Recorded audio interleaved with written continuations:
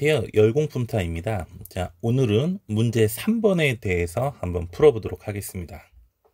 문제 3번 구온도 32도, 습구온도 27도, 엔탈피 84.1kJ/kg인 공기 21,600kg/h를 12도의 수돗물 2만 L/h로서 냉각하여 건구온도 및 습구온도가 20도 및 18도, 엔탈피 51.1kJ/kg으로 되었을 때 코일의 필요 열수를 구하시오. 단, 코일통 과풍속 2.5m/s, 습 육면계수 1.45, 열통 과율은 1.07kW/m² 곱하기 켈빈 곱하기 열, 물의 비열 4.18kJ/kg 곱하기 켈빈이고 대수 평균 온도차를 이용하여 공기의 통과 방향과 물의 통과 방향은 역으로 한다. 네, 이 문제에 대해서 이제는 조금 정확하게 좀 알기 위해서 제가 그림을 하나 그려드리도록 하겠습니다. 왜냐하면 선생님이 이 문제를 처음 봤을 때, 코일에 필요한 열수? 이게 뭔 뜻인지에 대한 부분에 대해서 잘 모르시기 때문에 그림 하나 그려보면서 이 문제가 어떤 것을 이야기하는지에 대해서 알아보도록 하겠습니다. 자, 오른쪽은 좀 사담이지만은, 코일하고 배관에 좀 같이 쓰는 경향이 있는데 사실은 좀 틀린 부분이 있습니다. 즉, 코일이라는 것은 무엇이냐고 하면은 열교환 목적으로 열교환기용으로 많이 사용을 하는 것을 코일이라고 하고요. 배관은 유체, 즉, 가스나 액체의 이동 및 분매 목적으로 냉매 배관으로 많이 사용을 하는데요. 이렇게 얘기하면 잘 모르시니까 예시로 한번 들어보도록 하겠습니다. 저희 많이 사용하는 에어컨 있겠죠? 즉, 에어컨에서 이제 냉매가 이동되는 그런 것을 다 배관을 통해서 이제는 처리를 하고요. 그 다음에 실내기, 실외기 안에서는 그 배관에서 이동되어져 있는 이 냉배가 뭐 공기라든지 다른 어떠한 액체에 의해서 열 교환을 잘하기 위해서 만들어지는 것을 뭐라고 합니까? 코일이라고 이야기합니다. 네. 자, 그래서 배관과 코일에 대해서 조금 구분이 있긴 하지만은 네, 요 부분에 대해서 제가 정리를 해줬으니까 코일이 뭐고 배관이 뭔지를 좀 구분해서 생각해 주시면 됩니다. 그 중에서 이제 열 교환을 하게 되는 이 코일에 대한 개수를 이야기를 하는데요. 자, 그럼 이 문제에서 표현하고자 하는 것이 이겁니다. 어떠한 열 교환기가 이렇게 있대요. 네. 이 열교환기가 이렇게 있는데, 여기 속에, 이제는 이제 코일이 속에, 안쪽으로 코일을 세팅을 하게끔 만들게 되는데, 우리가 일반적으로 관처럼 이렇게 들어갑니다. 자, 그럼 들어간 다음에, 여기 이제 쑥 들어간 다음에, 이렇게 나오는데, 이거를 열 교환을 좀 효율적으로 하기 위해서 그 관 하나를 직선으로 만든 게 아니라 이렇게 휘어서 이제는 구부려서 이렇게 이런 식으로 왔다리 갔다리 하면서 이렇게 만듭니다. 네. 좀 그림이 조금 그런지 몰라도, 그러니까 한쪽으로 들어가서 이제 반대쪽으로 나온 다음에 또 들어가서 나오고 이렇게 나오는 겁니다. 자, 그럴 때 생기는 요런 부분 이렇게 간 다음에 다시 들어가고 나오고 다시 들어가고 다시 나오고 하는 요쪽 있잖아요. 요거에 대한 개수를 우리는 코일의 어떻습니까? 열수라고 이야기합니다. 즉 한마디로 하나, 둘, 셋, 네 개가 있으니까 요거는 총 어떻습니까? 네 개의 열수가 이렇게 나오게 되는 겁니다. 그렇다고 하면은 이 열교환기가 이렇게 이제 하나만 있는 게 아니라 또 밑에도 하나 똑같은 것이 이렇게 생길 수 있겠고요. 또 밑에도 또 생길 수 있겠고요. 또 밑에도 이렇게 똑같은 것이 이제 층층으로 위아래 위에서 아래로 이렇게 계속 쌓여서 적재되게끔 할 수 있는 이런 열 교환기 형태꼴이 되어져 있는데요. 자, 이 열 교환기에서 지금 무엇을 이야기하고자 하냐고 하면은 이렇게 공기로 이거를 공기하고 요 속에 있는 여기 속에 있는 어떤 거 수돗물이라고 하네요. 여기 수돗물이 이렇게 들어가게 되는데 이 코일 속에 있는 수돗물이 들어가서 이 코일에 이렇게 흐르고 있는데 그러면 이 바람으로써 공기와 이 수돗물이 서로 열교환돼서 어떤 거에 대한 부분에 대해서 물어보게 됩니다. 그것이 무엇이냐고 하면은 여기에서 바람이 불고, 그 다음 이 속에서 이제는 수돗물이 흘렀을 때, 이 값에 맞게끔 이 열수를, 코일의 열수를 몇 개로 이렇게 구부려서 만들어 줘야 되냐라는 것을 물어보는 것이 이 문제의 핵심적인 내용이라는 겁니다. 네, 이 그림에 대해서 좀 잘 알고 있으시면 좋습니다. 자, 그러면 여기에서 제가 핵심된 개념들에 대해서 조금 이야기를 좀 드리도록 하겠습니다.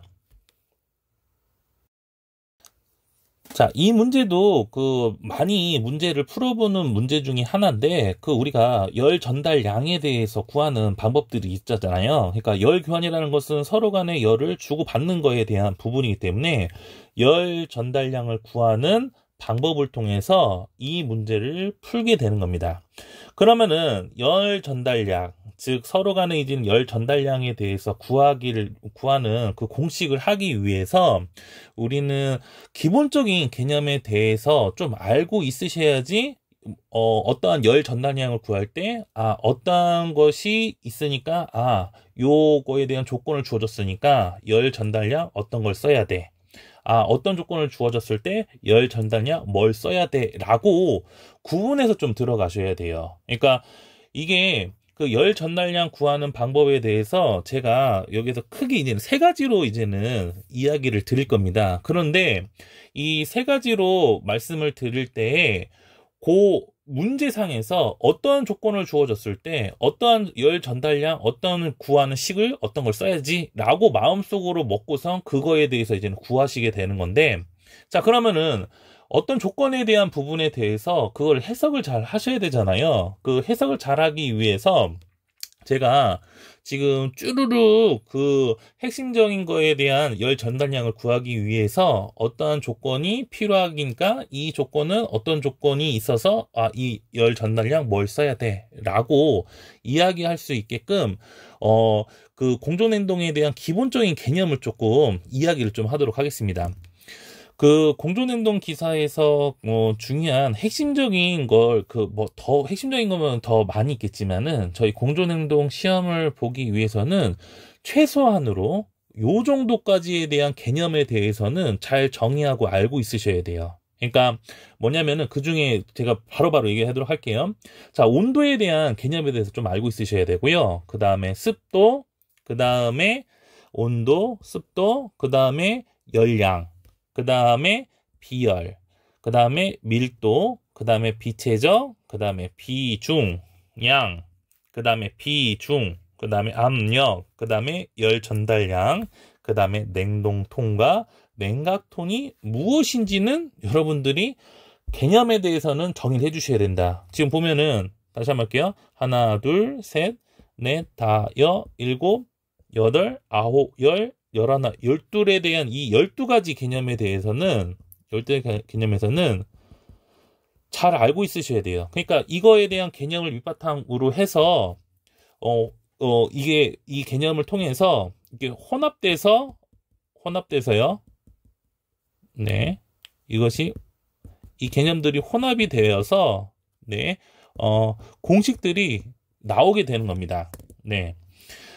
그래서 어떤 기사 같은 것을 문제를 풀기 위해서는 그 핵심적인 개념들이 있어요. 뭐 전기 쪽도 그렇고 소방 쪽도 그렇고 또 여기에서는 공존행동에서 중요한 개념을 제가 이게 찾아보니까 이건 최소한입니다. 최소한 이 12가지 개념은 잘 알고 있어야지 이 개념을 이해를 해서 혼합해서 이거에 대한 공식이 이렇게 나오게 되겠구나 라고 이제 알게 됩니다. 자, 그 중에서 이 12가지 중에서 우리 열량, 지금 여기에서 중요하게 열량, 그러니까 열량은 이제 다른 의미로 일량, 에너지량을 이야기하고요. 그 다음에 비열, 밀도, 비체적, 하나, 둘, 셋, 네 가지에 대한 부분에 대해서 제가 좀 설명을 해드리도록 할게요. 그럼 나머지는 또 언제 설명하냐? 문제가 나오면 또 그거에 대한 개념에 대해서 또 설명을 해드리도록 하겠습니다. 자, 맨 처음에 그 12가지 개념 이외에 또 다른 하나에 대한 개념을 좀 설명을 해 주는데요. 이거는 어떻습니까? 좀 상식적인 내용이라서, 네. 이야기를 좀 한번 해볼게요. 자, 우리가 어떤 공기라든지 냉매라는 거에 대해서 유량을 이제는 Q라고 놓는다고 하면은, Q는요, 그러니까 한마디로 이렇게, 유량이라는 것은 공기라든지 액체가 어떠한 순간에 이렇게 빠져나갈 그 양이에요. 네. 어떤 순간에, 어떤 일정한 찰나의 순간에 빠져나간 그 양을 그러면 어떻게 구하냐라고 하면은 이렇게 구하시면 되는 겁니다. 네? 어떻게? 단면적 곱하기 유속. 네. 그러니까 단면적이라는 것은 요 앞에 있는 요 면에다가 여기 있는 면, 이 넓이가 이제 미터 제곱, 그러니까 미터 제곱을 일반적으로 이제 기준을 둡니다. 그러니까 이 단면적에서 얼마만큼 속도로서 얘가 어떤 그 공기나 액체가 어떠한 그 일정한 시간 안에 얘가 속도로 싹 지나가는 그 값에 의해서 이 전체적인 유량이 나오게 된다는 겁니다. 그래서 단면적은 미터 제곱이고요. 그 다음에 유속은 미터 퍼 세크. 네. 그래서 두 개를 곱하면요. 총 유량이 나온다라고 하는 이 가장 기본적인 공식이거든요. 네. 그래서 그 기본적인 공식을 아셔서 생각을 해 놓으시고 있으시면 되겠습니다.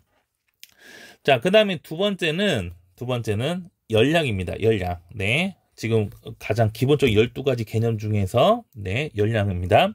자, 열량은 일량, 에너지량이라고 이야기하는데 이 열량, 일량, 에너지량은 무엇을 뜻하냐면 물체가 온도를 변화시키거나 상태를 바꾸는데 필요한 에너지에 대한 양을 열량이라고 합니다. 그러니까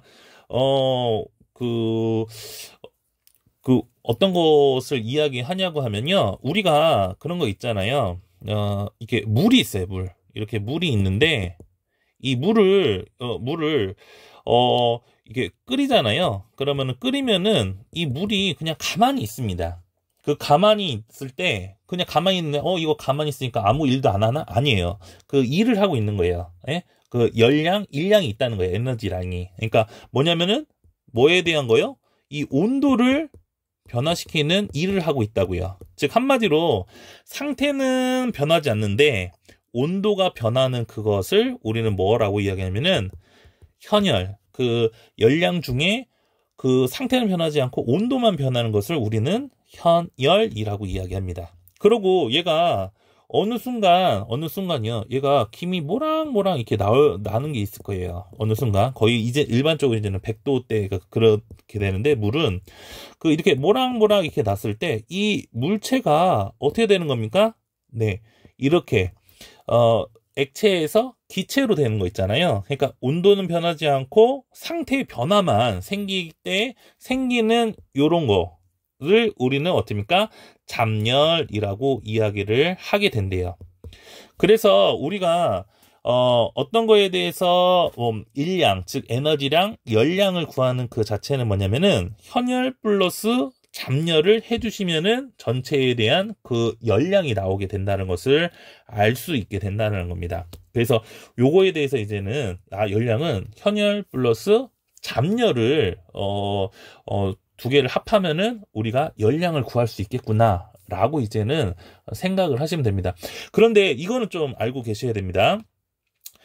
열량은 현열 5월 잠열입니다. 그러니까 열량 구할 때 현열이 있고 잠열이 모두 다 있어야 돼가 아니라 현열만 있을 수도 있고요. 잠열만 있을 수도 있고요. 현열, 잠열 다 합쳐서 생길 수도 있다는 겁니다. 그걸 좀 기억을 해 두시기 바랍니다.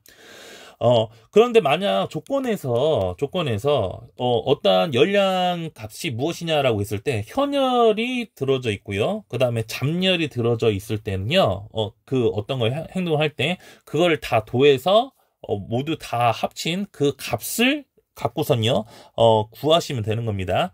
그것을 이제 우리는 네. 그래서 현열 플러스 잠열을 모두 합친 것을 우리는 좀 이따가 이야기할 엔탈피라고 얘기합니다. 네. 그래서 현열 플러스 잡열을 합친 것을 엔탈피라고 얘기하고요. 그 엔탈피 안에는 현열만 있을 수도 있고 잡열만 있을 수도 있고 현열, 잡열을 모두 다 합쳐서 갖고 있을 수 있게 된다는 겁니다.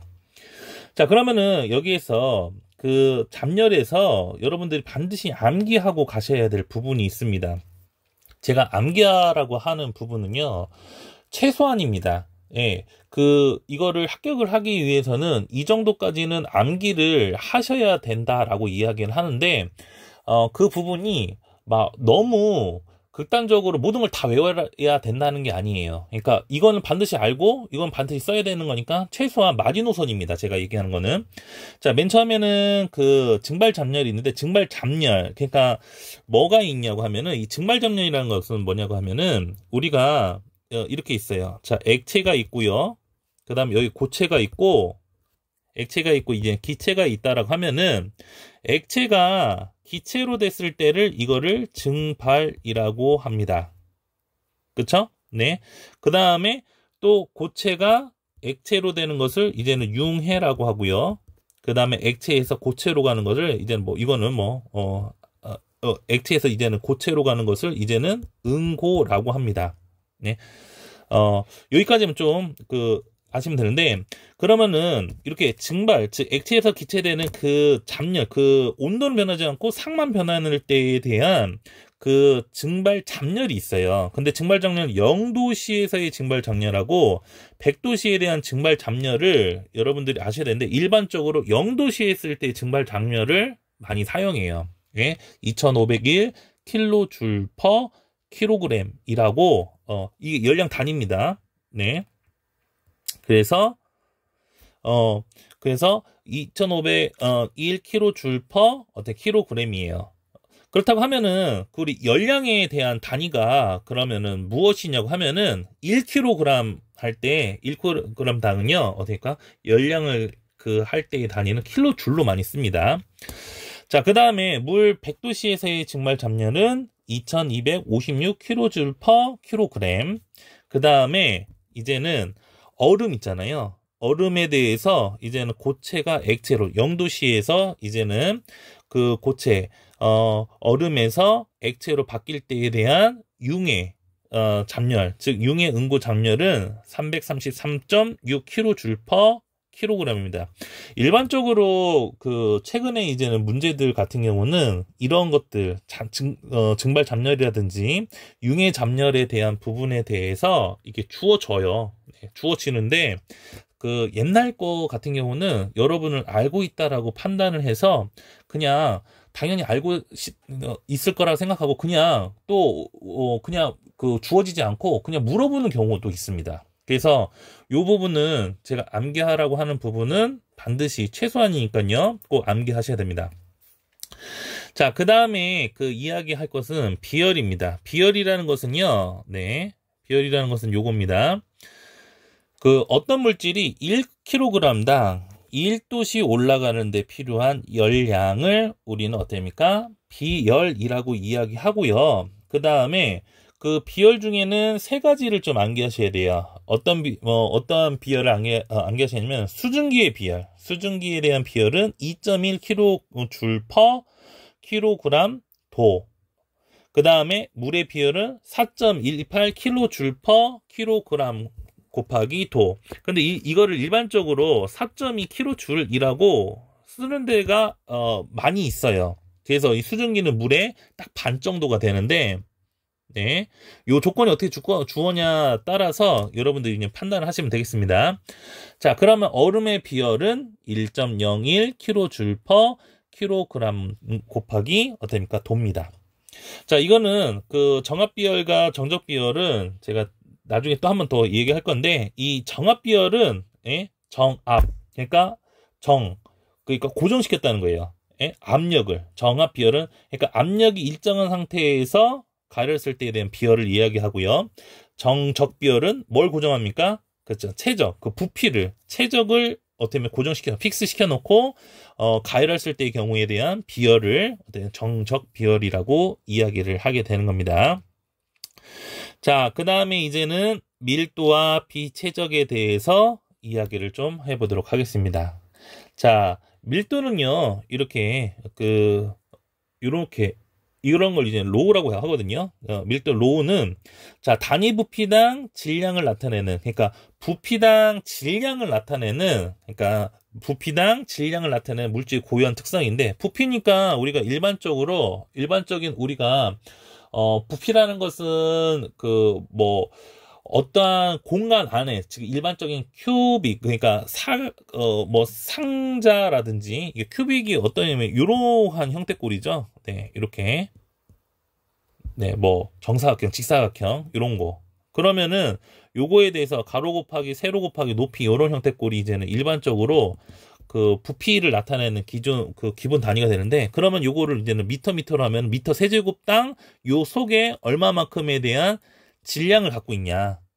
네, 그거를 우리는 밀도라고 이야기를 하겠다라는 겁니다. 네. 그래서 밀도에 대해서 조금 이야기를 하는데요. 이것도 좀 암기가 돼 있으셔야 되는데, 뭐냐면은, 수증기에 대한 밀도는요, 수증기의 밀도. 자, 여러분들 꼭 잘 주의하셔야 돼요. 이건 수증기입니다. 공기 밀도가 아니에요. 수증기의 밀도는요, 100도씨 기준으로 0.6kg/m 세제곱이 된다는 거예요. 그럼 공기하고 수증기의 뭔 차이예요? 네. 공기 안에는 수증기도 있고 다른 것도 여러 가지가 있다는 거예요. 네, 혼합물이죠. 네, 그래서 공기의 밀도는 1.2kg/m 세제곱인데 이건 20도 기준입니다. 네, 왜냐면은 이 밀도라는 것은 그 온도하고 압력에 따라서 많이 바뀌어요. 그 값이. 그런데 일반적으로 어느 걸 많이 쓰는지, 그러니까 우리가 어떤 문제를 할 때에 이것도 그렇지만은 공기의 밀도를 주어지지 않습니다. 그럼 공기의 밀도에 대해서 이런 걸 암기하셔야 돼요. 그래서 시험 문제에서에 대한 밀도를 구할 때는 요 암기한 요 값을 갖고선 쓰셔야 된다라는 거. 그러니까 요거 좀 잘 나옵니다.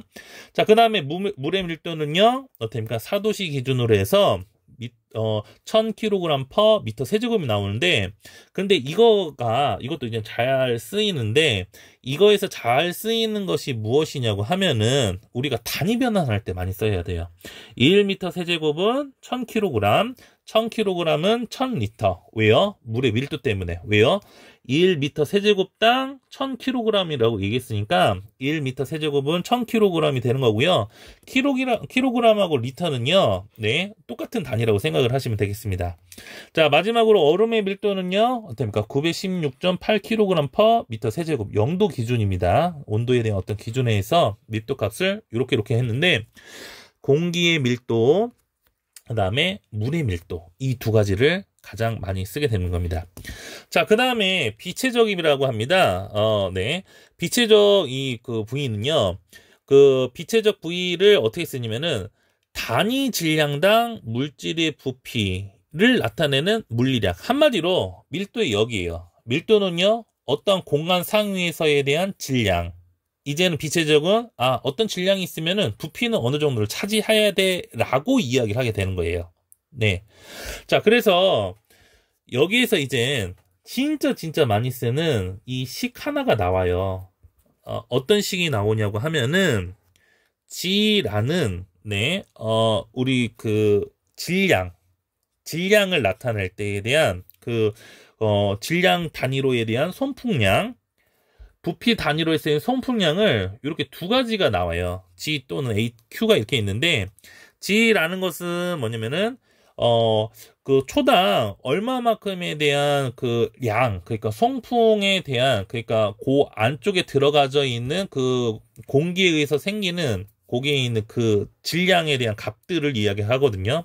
그러면은 우리가 아까 전에 G가 지금 kg/s가 됐었잖아요. 그러면은 이거를 우리가 뭐로 곱해주면은, 로우가 밀도였었잖아요. 밀도는 뭐라고 했습니까? 밀도는, 네, 즉 미터, 그러니까 뭐였습니까? 어떤 부피상에 대한 질량이니까 미터 세제곱, 어떻습니까? 킬로그램이었었죠? kg/m 세제곱. 그러니까 여기 퍼 미터는 분모에는 분자예요. 미터 세제곱. 얘랑 킬로그램 S가 되기 위해서 뭘 하시면 되겠습니까? 그렇죠? 어떻게입니까?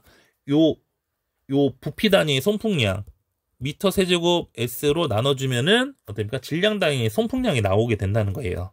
즉 한마디로 질량 단위 손풍량에는 질량 단위 손풍량은 어떻게 구하냐라고 하면은 밀도 곱하기 어떻습니까? 부피 단위의 소풍량을 곱해주면 된다. 그럼 얘는 또 어떻게 이야기할 수 있냐? 밀도는 어떻습니까? 밀도는 보시면은 비체적의 역수예요.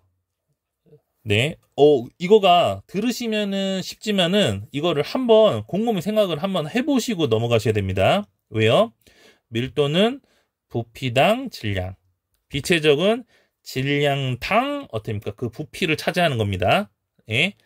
그렇기 때문에 밀도는 비체적하고 역수가 돼요. 그래서 요 공식 로 곱하기 부피당 손풍량은 어떻습니까? 비체적 분의 1입니다. 비체적 분의 부피당 손풍량, 부피로 하는 어떻습니까? 손풍량을 어떻습니까? 곱하시면은 요 질량당 손풍량이 나오게 된다는 것을 알 수 있다는 거예요.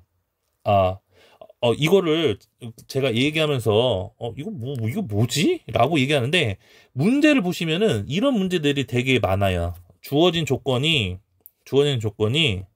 이렇게 그 공기량으로 주어져요. 공기량.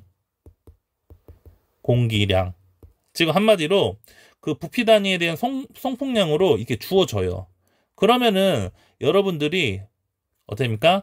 바꿔주셔야 돼요. 왜요? 여러분들이 열 전달량을 구하기 위해서는 이 그냥 부피당 송풍량에 대한 그 부분을 질량당 송풍량으로 질량에 의한 송풍량으로 바꿔주셔야 되거든요. 그럼 여기 사이에 밀도와 비체적을 이용을 해서 얘를 어떻게 해요?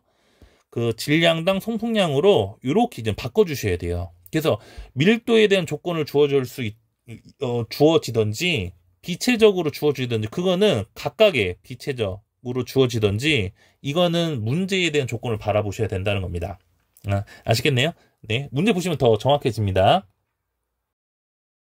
네, 이 다섯 번째는 이제 대서 평균 온도 차와 산술 평균 온도 차를 이야기를 합니다. 자, 이게 또 무엇이냐라고 하면은 대수평균 온도차는 서로 간에 한 유체라든지 한 물체에 대한 그 온도차가 아니라 서로 다른 예를 들어서 여기 보시면은 공기가 있고 그 다음에 물에 의해서 서로 열교환되었을 때에 생성되는 그 차를 그러면 어떻게 요거에 대한 온도차를 구하게 되겠느냐. 그러니까 예를 들어서 공기가 TA1에서 TA2라고 한다면 공기의 변화량은 그 큰 거에서 작은 걸 빼면 돼요. 그 다음에 물이 있어요. 물도 어떻게 보면 TW1에서 TW2가 있다면 물에 대한 온도 차를 구한다고 하면은 큰 수의 작은 수를 빼요. 그런데 이렇게 막이 있습니다. 그러니까 아까 전에 그림을 하나 그려보도록 할게요. 네, 이렇게 이어져 있을 때 이렇게 코일이 이 속에 이렇게 감겨져 있어요. 그러면은 여기에서요 공기가 이렇게 이제는 공기가 이렇게 이제는 지나간대요. 물은 어떻게 됩니까? 이렇게 이제 지나가고요. 자, 그러면은 물과 온도에 의해서 이게 열교환이 되면서 변화가 되는데, 그러면은 그 두 개에 대한 변화에 의한 그 벽이 있잖아요. 여기 이제 코일벽. 그 코일벽에서에 대한 그 온도차는 그러면 어떻게 이제는 구하게 되겠느냐라는 거예요. 그러니까 한마디로 이거를 코일을 이렇게 들어봤을 때 이제 코일이 이렇게 되어져 있으면은 코일 안쪽에 이제는 관처럼 이렇게 되어져 있는데, 이제는 이렇게 여기에 있는 이렇게 물이 이제 속에 하는데, 요 바깥 온도하고 이 안쪽 온도하고에 대한 차가 생긴다는 거예요. 그런데 바깥쪽은 공기고 안쪽은 물이니까 그러면은 그 매체가 다른 그 두 개에 대한 온도 차는 그러면 어떻게 그 온도 차를 구하겠냐라고 했을 때 그 온도 차를 이제 두 가지로 이제는 계산해서 구하게 된다는 거예요. 그 첫 번째가 대수 평균 온도 차하고 그 다음에 하나는 산술 평균 온도 차입니다. 우리가 그 대수평균 온도차하고 산수평균 온도차가 있는데요. 그 중에서 좀 그 두 개 모두 대항류로 대수평균 온도차, 평행류로 대수평균 온도차를 구할 건지 그 산수평균도 대항류인지 평행류인지에 따라서 어떻습니까? 그게 조금 차이가 있습니다. 뭔 의미냐고 하면은 이제 물이 이렇게 흐르면요. 네. 물이 이렇게 흐르었을 때 자, 보시면은 여기 커브 좀 잘 보세요. 물이 이렇게 가잖아요. 그쵸? 그 다음에 공기도 이렇게 오고요. 이 공기의 방향과 이렇게 흘렀을 때 또 여기죠? 또 이렇게 흘렀을 때 또 여기죠? 이 공기와 휘어져 나갔을 때 그 방향이 공기와 물이 똑같으면요. 평행류라고 이야기합니다. 지금 이 그림 그걸 얘기하는 거고요. 그 다음에 이제 물이 이쪽으로 이제는 들어가요. 그럼 이렇게 가면은 이 물이 휘어질 때 이쪽으로 가잖아요. 그럼 공기는 이쪽인데 물이 이쪽으로 가요. 또 어떻습니까? 이쪽도 이쪽으로 이제는 가고 물도 또 이쪽으로 가겠죠. 그러니까 이 공기하고 이 물에 대한 방향이 이쪽으로 물을 집어넣으면은 반대쪽이 된다는 거예요. 그게 이거입니다. 이게 그것을 어떻습니까? 반대 방향에 따라 대항류 같은 거를 평행류라고 해서 이 온도차에 대한 갭이 자 보시면은 이 그 평행류에 했을 때에 대한 요 갭과 그 대항류에 했을 때 요 갭에 대한 차이가 있기 때문에 그 평행류에 했을 때의 대수평균 온도차하고 평행류에 대한 대수평균 온도차가 생겨요. 또 산수평균 또한 온도차 또한 대항류일 때 평행류일 때 다르게 생깁니다.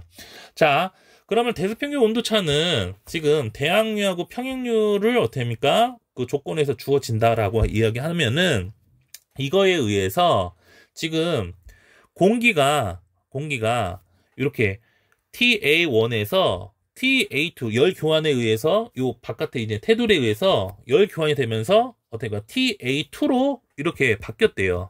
그러면은 물은 이렇게 온도가 이게 떨어졌죠? 그럼 물은 어떻게 되겠습니까? 네, 그렇죠. 그 물은 어떻게 합니까? 온도를 받겠죠. 서로 열 교환하기 위해서 열 평형이 되기 위해서는 한쪽을 주면 한쪽을 받아야 되는 거니까요. 그러니까 이제는 TW1은 어떻게 온도 올려서 TW2가 돼서 지금 요거에 대한 부분 이거를 델타 T1 그 다음에 요 부분을 어떻습니까? 델타 T2라고 얘기를 해서 그 대수평균 온도차는요. 그 대항류일 때 대수평균 온도차일 때는 자 그 큰 값에서 작은 값을 빼주신 다음에 자연 로그 그거에 대해서 분모, 분자는 큰 수, 분모는 작은 수로 해서 요 자연 로그에 대한 분의 1로, 그 분의 요 값으로 구해주시면 된다는 거예요. 이해되셨나요? 그러니까 외우셔야 돼요. 이걸 좀 수학적으로, 사실은 설명을 해드릴 수는 좀 있거든요. 네. 그런데, 네. 이제는 평균 구할 때 이제는 대수, 기하, 산술 평균으로 구할 수가 있습니다. 그래서 그 부분을 이제 조금 이 수학적 개념을 이쪽에 도입을 하긴 한 건데요. 네, 그거 얘기하면 또 길어지니까. 대수평균 온도차는 이렇게 구하시면 되겠다. 대항류인지 평행류인지를 네, 그걸 선택을 해서 자, 공기가 어떻습니까? 이렇게 바뀌었고 그 다음에 온도가 이렇게 바뀌었으니까 그거에 대한 갭에 대해서 큰 값에서 작은 수를 뺀 다음에 자연 로그 쳐줘서 분모분의 분자에서 큰 수에서 작은 수를 나눈 다음에 자연 로그 쳐는 걸 또 나눠주시면 된다. 그러니까 이 공식을 거의 외우다시피 하시면 되겠습니다. 많이 나옵니다.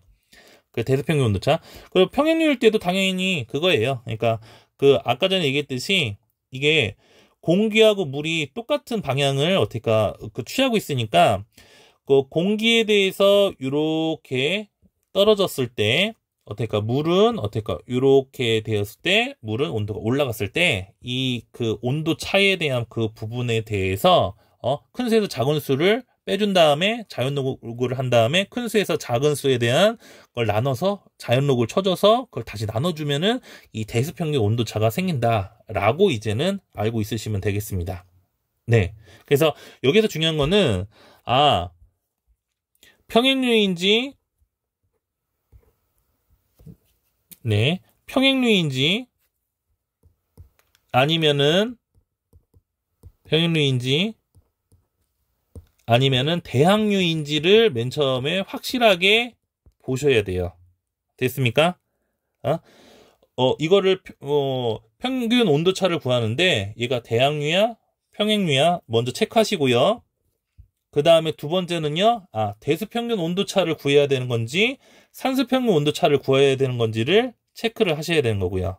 네, 대수인지 산수인지 그걸 보시면 됩니다. 그래서 맨 처음에 이제는 대항류라고 얘기한다면은 서로 어떻습니까? 반대 방향이니까 물이 이쪽에서 그러니까 공기가 이쪽에서 이쪽으로 가게 되는 거고 물은 어떻습니까? 이쪽에서 이쪽으로 가게 되는 겁니다. 그럼 평행류는요, 어떻습니까? 공기가 이쪽에서 이쪽으로 가게 되는 거겠고요. 물이 이쪽에서 이쪽으로 이렇게 가게 되는, 네, 변화되게 되는 것을 평행류라고 이야기합니다. 자, 그 다음에 대수평균 온도차는 아까 전에 얘기했듯이 이렇게 이제는 이 공식을 쓰시면 되겠고요. 이거 보시면은 요 값 아니에요. 어떻습니까? 델타 T1, 델타 T2, 델타 T1, 델타 T2 이 그 갭에 대한 차에 대한 어떻습니까? 자연 로그에 대한 값들에 대한 계산식입니다. 자, 그 다음에 그 산술평균 온도차는요. 네, 이거예요. 이거. 네. 이 두 개에 대한 값의 딱 가운데 값. 물 물어보는 거예요. 그러니까 평균. 우리가 일반적으로 평균 구하는 거 있잖아요. 그 평균을 구하시면 됩니다. 왜요? 우리가 4하고 6에 대한 평균이 얼마예요? 그럼 4 더하기 6 플러스 2로 나누잖아요. 그러니까 그 두 개에 대한 그 변화량에 대해서 합친 다음에 그걸 반으로 나눠주시면 되겠다는 겁니다. 네. 자, 그래서 요거에 대해서 대수평균 온도차하고 산수평균 온도차에 대해서 이야기를 해드렸습니다. 자, 이제는 앞에는 전체적인 우리에 대한 기본 개념에 대해서 제가 설명을 해드렸습니다. 열량이라든지, 그 다음에 비열이라든지, 그 다음에 밀도라든지 그 부분에 대해서 제가 말씀을 드렸는데요. 꼭 잘 기억해 주시고, 그 다음에 또 우리 문제의 공식을 풀기 위해서 그 개념적인 또 개념 대수평균 온도차하고 산술평균 온도차에 대해서도 말씀을 드렸습니다. 자, 그러면은 이걸 통해서 이제는 조금씩 이제는 공식을 혼합되면서 공식이 어떻게 쓰여지는지를 좀 한번 만들어지는지를 좀 보이도록 하겠습니다. 자, 우리가 이거를 네, 한번 설명하고 또 다시 한번 또 설명을 한번 할게요. 자, 우리가 앞서서 어떤 문제를 우리가 우리 문제 1번에서 이제는 문제를 풀 때 이런 것을 조금 했었어요. 이제는 그냥 빨리 조금 해보면은 이 바깥에 대한 열 전달률, 그 다음에 A라는 어떤 면적, 그 다음에 여기에서 바깥쪽에 대한 온도, 네, 그 다음에 안쪽에 있는 전도율 람다, 그 다음에 길이 L, 그 다음에 여기에서의 어떻게 면적 A, 사실은 어떻게 보면 바깥쪽 면적인지 안쪽 면적인지에 대한 부분에 대해서 다 같다고 해서 그냥 A라고 쓰도록 하겠습니다. 자, 그 다음에 내부 쪽, 여기 내부 쪽에 있는 알파 I라는 열 전달률, 그 다음에 넓이, 그 다음에 어떻게 안쪽에 있는 온도, 그 다음에 이 벽에 있을 때 바깥쪽에 있는 온도를 T1이라고 하고요. 안쪽에 있는 온도를 T2라고 이야기해서 이거에 대해서 바깥쪽에 있는 열 전달률 있잖아요. 열 전달량. 그러니까 바깥쪽에는 열 전달량을 어떻게 구했냐면은 알파 제로에 A에 T0가 T1보다 그냥 높다고 하면 T0, T-out 제가 계속 왔다 갔다 씁니다. T0, T-out, T0 빼기 T1 이 값이 요거에 대한 어떤 문제 1번 보시면은 이게 관벽 사이에 대한 바깥쪽에 대한 열 전달량입니다. 그리고 요 안쪽에 있는 것을 네, 요거를 이제는 네, 이렇게 있고요. 네, 이거를 O라고 하고, 그 다음에 요거를 뭐라고 이야기했냐면은, 그 전도율을 구해서 L분의 람다 곱하기 A 곱하기 T1 마이너스 T1이 더 온도가 높다고 하면요. 이거를 어떻게 합니까? Q1이라고 해서 이 전도에 의해서 생기는 열 전달량이 있다고 얘기했습니다. 자, 그 다음에 요쪽에서 또 똑같이 QI라고 해서, 알파 A에 T2 마이너스 TI라고 해서 안쪽에 있는 또한 그 냉매에 의해서 생기는 그 열 전달량, 그 바깥쪽 열 전달량, 그 다음에 전도에 의해서 한 열 전달량, 그 다음에 안쪽에 있는 그 냉매에 의해서는 열 전달량이 총 열 전달량을 구했을 때에 대한 그 열 전도율을 통해서, 이 K를 통해서 KA의 델타 T라는 요 공식을 통해서 생기는 이 총 열 전달량은 어떻습니까? 각각에 대한 이 열 전달량하고 다 똑같다라고 이야기했어요. 이것이 열역학 제1법칙에 의해서 다 똑같다고 이야기했었거든요. 그러면서 이 Q를 KA의 델타 T라는 요 공식을 썼어요. 네. 그래서 총 열 전달률, 네. 총 열 전달률, 총 열 전도율이라고, 죄송합니다. 총 이 K를 우리 아까 전에 문제 2번에서 이 K라는 얘 자체를 총 열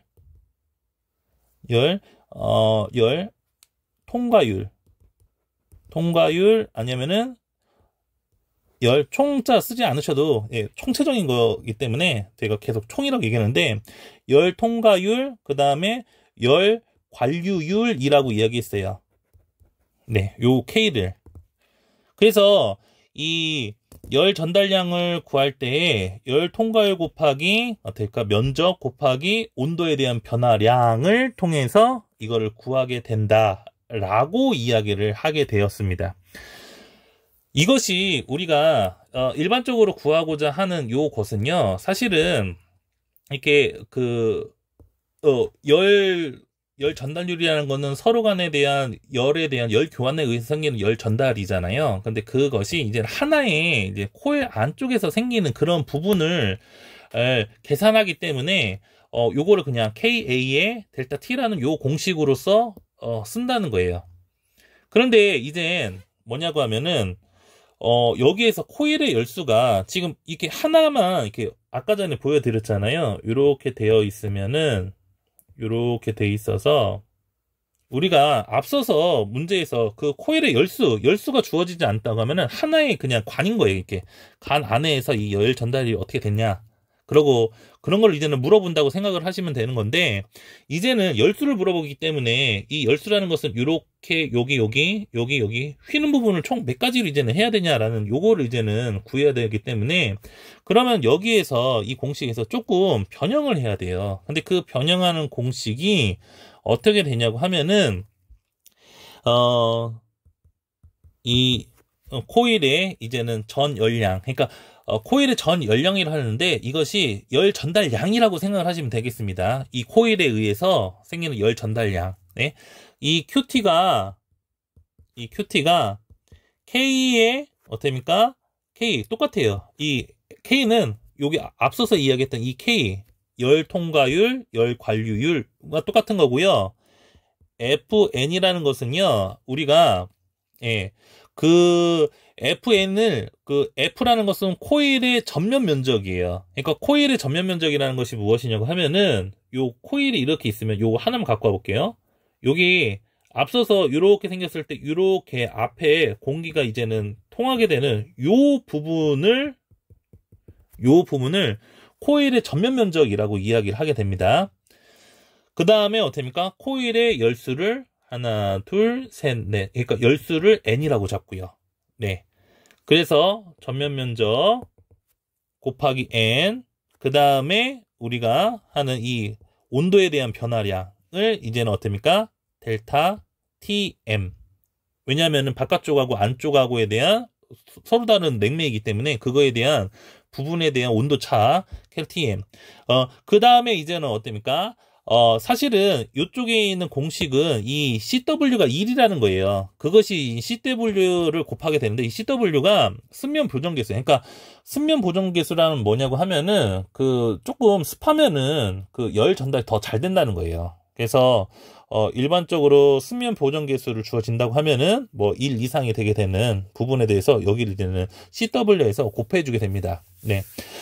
그래서 다시 한번 이야기를 한다고 하면은 이 코일의 전 열량이 그냥 아무 데서 뚝 껴서 나온 것이 아니라 우리 앞서서 많이 이제는 했었던 열 통과율을 이용한 총 열 전달량을 구할 때 그때 쓰였던 이 공식이 코일의 열수가 들어가면서 물어봤을 때 그때의 이 열수를 포함해서 생성되게 되는 이러한 공식이 하나 더 버전업 돼서 나오게 된다는 거예요. 사실은 이 FN이 이 A랑 대응이 돼요.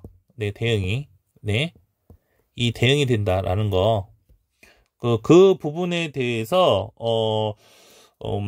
이야기를 조금, 해드리자고 하면은 이거예요. 지금, 이거 뭐 어떻게 하면은, 여기 A는, 아까 전에 선생님이 얘기했듯이, 여기에 있는 벽에 있는 면적에 대한 부분에 대해서 이야기를 해서 뭐 선생님이 이거를 이게 쫙 펴갖고서 요 면적 그 안에 있는 코일의 면적에 대해서 요걸 구하는데 갑자기 왜 요 전면 면적이 이렇게 왜 나오는 거예요? 라고 얘기를 하는데 이게 이렇습니다. 어떤 거냐고 하면은 자, 이 A랑 이 FN이랑 왜 똑같은 거에 대한 개념이 되냐고 하면은, 자, 우리가 이 코일이 있잖아요. 요렇게 한 개만 있는 게 아니라, 공기가 통과되어져 있는 열 교환기에 이게 코일을 이렇게 계속 어떻게 하면은, 이렇게 생긴 애들 이렇게 층층이 쌓아요. 이렇게 생기고, 이렇게 생기고, 이렇게 생기고, 이렇게 생기고, 이렇게 생기는 거를 이렇게 층층이 쌓읍니다. 제가 좀 그림을 좀 잘못 그려갖고서, 네. 그러니까 좀 어떻게 해야지 좀 더 이해가 되려는지 모르겠네요. 네. 이렇게 생겨서, 이렇게 안쪽으로 이렇게 빼갖고서, 이렇게 하나, 또 들어가서, 또 이렇게 생겨서, 또 하나, 또 들어가서 또 이렇게 생겨서 또 하나, 이렇게 들어가서 또 이렇게 하나에서 이게 촘촘하게 이제는 어떻게 하면은 요거에 대한 코일을 이렇게 구부러져 갖고선요 이렇게 쌓습니다. 그러면은 여기에서 이쪽에 있는 부분을 얘를 이 동그라미에 있는 이 코일을 이렇게 쫙 피면요 여기에 대한 요 파트 부분, 그러니까 요 층에 여기에 있는 부분에 대한 면적하고 이렇게 되어져 있을 요 부분에 대한 이렇게 휘어져 있을 때 되는 요쪽 그림을 잘 못 그려서 죄송합니다. 그러니까 이렇게 속에 이렇게 들어가 있을 때 속에 이렇게 들어가 있습니다. 예, 빠지고요. 그러면은 요쪽에 있는 요쪽에 있는 부분이 얘를 딱 까봤으면은 요쪽에 있는 넓이랑 네, 이 동그라미에 대해서 이렇게 생긴 애를 펼쳐서 얘랑 하잖아요. 그러면 요층에 요쪽 면적을 다 덮어요. 그다음에 또 밑층이 또 때문에 코일이 돼서 또 요층이 되고요. 요층이 되고 요층이 되고 요층이 돼요. 그러니까 나중에는 이걸 이제는 단수라고 이야기를 하게 되는데 단수가 나오면 또 다시 또 얘기를 하도록 하겠습니다. 하여튼간 이거에 대해서 요쪽에 있는 이 코일이라는 요 부분이 요쪽에 있는 공기, 열교환기에 대한 앞에 공기가 들어가져 있는 요 면적을 이 코일을 이제는 동그라미에 있는 관을 이게 딱 펼쳤을 때에 대한 직사각형을 하면은 요쪽에 대응이 된다. 그래서 이렇게 이게 층층이 쌓인다고 했었잖아요. 이렇게 층층이 쌓였을 때 얘는 여기를 담당하고 얘를 여기 담당하고 통해서 이 앞쪽에 있는 이 열들을 다 하시면은 요쪽에 있는 앞에 있는 요 부분에 대한 면적을 전부 다 커버를 하게 됩니다. 네. 그 커버가 되는 거고요. 그러면 그것이 지금, 네. 이 그 공기가 지나가면서 지금 몇 번에 걸치게 되냐고 하면은 얘도 걸치죠? 그러니까 왜냐면 얘에 의해서 되는 요 면적에 의해서 얘가 이 공기가 요 관에 둘러가면서 열 교환이 되는 거잖아요. 그런데 얘가 하나, 둘, 셋, 네 개로 이렇게 여기 한 번, 여기 한 번, 여기 한 번, 여기 한 번에 걸려 들어가면서 열 교환이 된다는 거예요. 즉 열 교환이 된다는 거는 요 면적을 한 번, 두 번, 세 번, 네 번을 열 교환을 했다는 거예요. 그러니까 그 열 교환 그 면적 그대로를 어떻게 하면은 이렇게 전체 A를 이렇게 표현을 해줄 수 있다는 겁니다. 아시겠나요? 네. 죄송합니다. 제 그 그림의 실력에 대한 스킬은 저도 알고 있기 때문에, 네. 자세하게 더 모르시다면은 댓글 달아주시면은 요거를 그림을 다른 데에서 따갖고 와서 더 설명을 해드리도록 하겠습니다. 네. 정말 죄송한 부분이고요. 자, 그렇게 해서 우리 코일의 열수가 있잖아요. 그럼 코일의 열수가 있다고 하면은 열수를 구하는 공식은, 예전에 KA 델타 T에 대한 그런 열 교환, 그 열 전달량에 대한 그런 부분에 대해서 배웠는데, 얘가 어떻습니까? N이라는 부분, 즉 열수가 나온다고 하면은 그 넓이 A를 어떻게 처리하면은 앞에 F라는 코일의 전면 면적, 네, 거기에다가 그 열수를 곱하면 면적이 되겠구나 라고 해서 요 부분을 커버해 주게 된다. FN. 그 다음에 이제는 델타 TM은 서로 간의 온도차, 그 다음 CW는 수분 개수라고 생각을 하셔서, 네, 외우시면은 되겠습니다. 되셨나요? 네. 자, 그래서 요거는 여담이지만은 제가 이거가 좀 계산, 공식이 좀 잘 안 외워서 저만의 외우는 공식인데 필요하면 쓰시면 되겠습니다.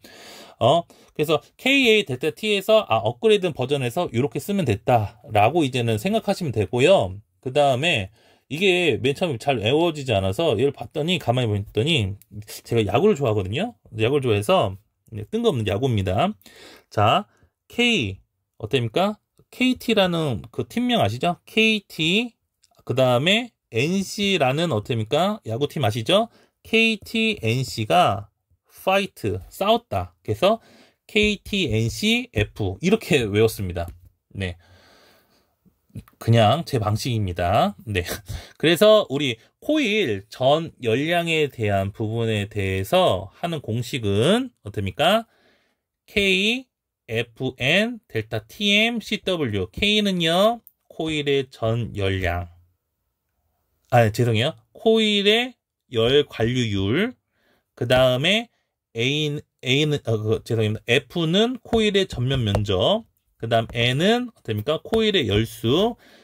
T는요, 델타 TM에서 대수평균 온도차를 구하는 건지 산수평균 온도차는 건지 조건에 주어지면 그거대로 합니다. 거기다 평행류인지 대항류인지를 그걸 보셔야 되고요. 수분면 보존 개수도 또 주어집니다. 그래서 KFN, TC, 그래서 KT, NC, fight. 네, 이렇게 외우셔서 쓰시면 됩니다. 뭐라고요? 코일의 열수를 물어보면요. 그렇게 이제 하시면 되겠습니다. 자, 공기의 냉각량입니다. 그 공기에 대한 냉각량이 있는데, 우리가 일반적으로, 네, 아까 전에 얘기했듯이, 여기 바깥쪽에 있는 것이 공기이기 때문에, 공기에 대한 열 전달률을 주어진다고 하면은, 요거에 대해서 이제는 문제를 이렇게 쭉쭉쭉 풀어면 되는데, 그런데 우리가 만약에 이제 엔탈피를 주어져요. 엔탈피를 주어지고 뭐 그런 것들이 이렇게 한다고 하면은 우리는 뭘 이제는 하셔야 되냐면은 엔탈피가 주어졌다라고 하면은 이건 상당히 값들에 대해서 땡큐한 부분이에요. 왜냐고 하면은 우리가 일반적으로 온도에 대한 변화 차이로만 구하게 되잖아요. 그러면은 우리는 온도차만 생기는 것은 우리가 앞서서 현열에 대한 부분이잖아요. 상태 변화가 없을 때에 대한 온도차는 어떻습니까? 현열을 구한다 라고 되어져 있었잖아요. 그렇지만은 일반적으로 실생활에 우리가 어떤 문제를 풀 때에는 현열과 잡열이 모두 다 공존할 때가 많아요. 네. 특히나 뭐 공기거나 그럴 때에는요, 공기나 물일 때는요, 그런 부분이 많은데, 그럼 여기에서 이제는 엔탈피가 주어졌다. 공기 엔탈피가 줬다. 그러면은 공기에 대한 엔탈피를 통해서 여기는 냉각 열량이라고 이야기했는데 지금 이제 공기가 이제 냉각되기 때문에 그러니까 열 전달량. 네. 열 전달량을 어떤 공기의 열 전달량을 우리는 어떻습니까? 이 공식을 써서 구하면 되겠다라고 합니다. 되게 단순해요. 그 단순한 공식이 뭐냐고 하면은 앞서서 우리가 그 어떠한 송풍량, 공기에 대한 송풍량을 주어줄 때 질량으로 주어질지 그냥 부피로 주어질지 두 개에 대한 것을 주어집니다. 그런데 이거에 대한 공기에 대한 열 전달량은요, 부피의 죄송해요. 무게에 대한 송풍량 곱하기 엔탈피에 대한 변화량입니다. 네, 다시 한번 얘기할게요. 공기의 열 전달량은요, 공기의 열 전달량, 즉, 여기는 지금 냉각 열량이라고 썼는데, 공기의 냉각 열량을 쓴 이유가 뭐냐고 하면은, 지금 공기랑 수돗물이 이제 서로 냉각되기 때문에 하는데, 이 공기에 대한 열 전달량을 주어질 때, 그러면은, 이거를 어떻게 이제 하냐, 엔탈피가 주어졌어. 그러면은, 엔탈피를 쓰시는 게 좋아요. 이게, 공중냉동에서 가장 좀 어려운 부분이 있는데, 그게 무엇이냐고 하면은, TS, 습공기 선도가 있어요. 습공기 선도에서 어떤 그래프 상에 대한 습공기 선도를 통해 갖고 어떤 값을 산출을 하게 되는데, 거기에서 이제는 현열과 잡열과 그 다음에 엔탈피를 통해서 구하는 그 식이 있어요. 그러니까 그게 되게 좀 어려우신데, 일반적으로 확실하게 있는 값을 구하는 가장 근접된 값을 구하는 것은 엔탈피를 이용해서 구하는 값이 가장 더 가까워요. 예. 그래서 우리가 이제는 엔탈피 값이 주어진다고 하면은 그 엔탈피 값이 우리 그 값에 대해서 좀 더 정확한 값을 구하게 된다. 근데 일반적으로 우리가 엔탈피라는 거에 대해서 습공기 선도 상황에서 그거에 대한 부분을 추출해내야 되거든요. 그런데 주관적인 부분이 좀 많이 작용을 해요. 예. 이제는 습공기 선도상을 이제 보신다고 하면은, 그래서, 엔탈피가 주어지면은 그거에 대한 열 전달량에 대해서 이제 요 공식대로 하는데, 이 공식이 어떻게 되냐면은, 질량에 대한 송풍량 곱하기 엔탈피에 대한 변화량입니다. 그런데 앞서서 이야기했었죠. 뭐라고요? 질량에 대한 이 송풍량은 어떻습니까? 밀도 곱하기 어떻습니까? 부피에 대한 송풍량을 곱하시면은 요 값이 나온다고 했어요. 네. 그래서 일반적으로 얘가 이렇게 되기 때문에 얘를 써요. 네. 일반적으로 이제는 송풍량은 질량으로 주어지지 않고, 네. 부피로 주어집니다. 그러니까 당연하겠죠. 공기니까요. 공기량에 대해서 얘기를 하면은, 네. 선생님들도 아마 처음 들으실 거예요. 질량에 대한 송풍량이, 이게 왜 질량에 대한 송풍량이? 공기는 안 보이는데 질량이 있나? 네. 네, 그런 게 있습니다. 그래서 송풍량을 일반적으로 부피에 대한 송풍량으로 주어지기 때문에 얘를 이렇게 밀도를 곱해서, 질량에 대한 송풍량을 구해주신 다음에 엔탈피의 변화량, 또는 이제는 밀도를 조건이 주어지지 않고 어떻습니까? 비체적을 주어줘요. 그러면 비체적 분의 부피에 대한 송풍량을 해줘서 이렇게 엔탈피 변화를 해갖고 이렇게 공기에 대한 열 전달량을 이런 식으로 찾아내게 됩니다. 그러니까 이렇게 하든지 예. 그래서 얘의 값을 구하기 위해서 이렇게 하든지 이렇게 요 조건을 주어주든지 요 조건을 주어진다라고 생각을 하시면 되겠습니다. 좀 많이 힘드시죠? 네.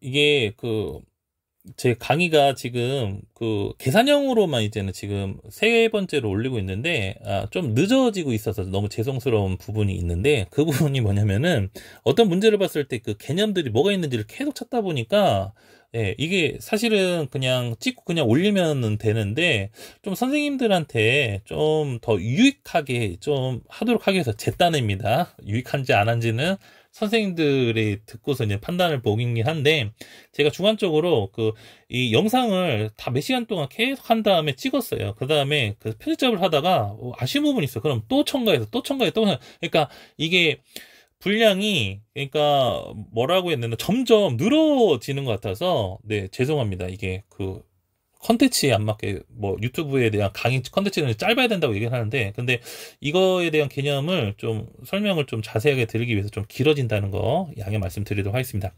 자, 마지막으로 이제는 최종적으로 제가 이야기 드리고자 싶은 8번째인데요. 우리가 열 전달량을 구하는 방법에 대해서 우리가 이야기를 했었어요. 그러니까 맨 첫 번째 어떤 걸 했었냐고 하면은, 네, 요걸 요렇게 했어요. 자, 뭐냐면 요렇게 돼 있어 갖고서 우리 어떤 거에 대한 요렇게 어떤 막이 있다고 합니다. 이제는 막이보다 코일에 의해서 생기는 이런 벽이 있대요.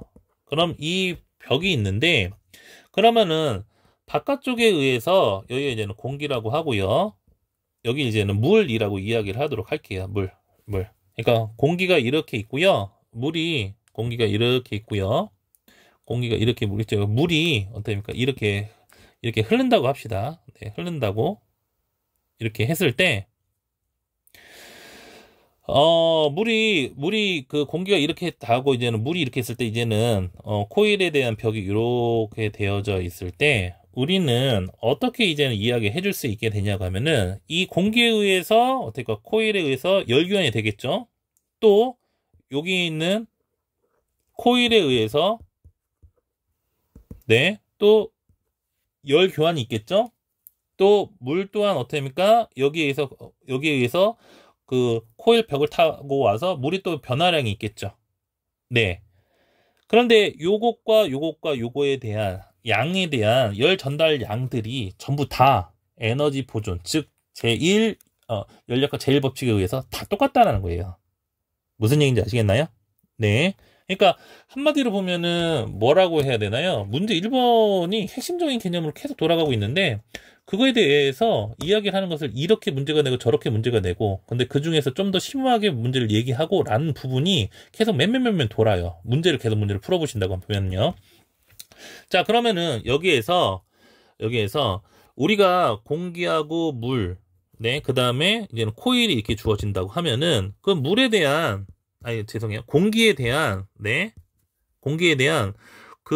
G 곱하기 C 곱하기 델타 T라는 것을 통해서 이 공기에 대한 열 전달량을 구해줄 수가 있게 되는 겁니다. 이게 첫 번째인데, 이게 왜 그러냐고 하면은, 아까 전에 얘기했듯이 이 G라는 것이 뭐냐면은, 선생님 앞에서는 어떻게 하면은 G 곱하기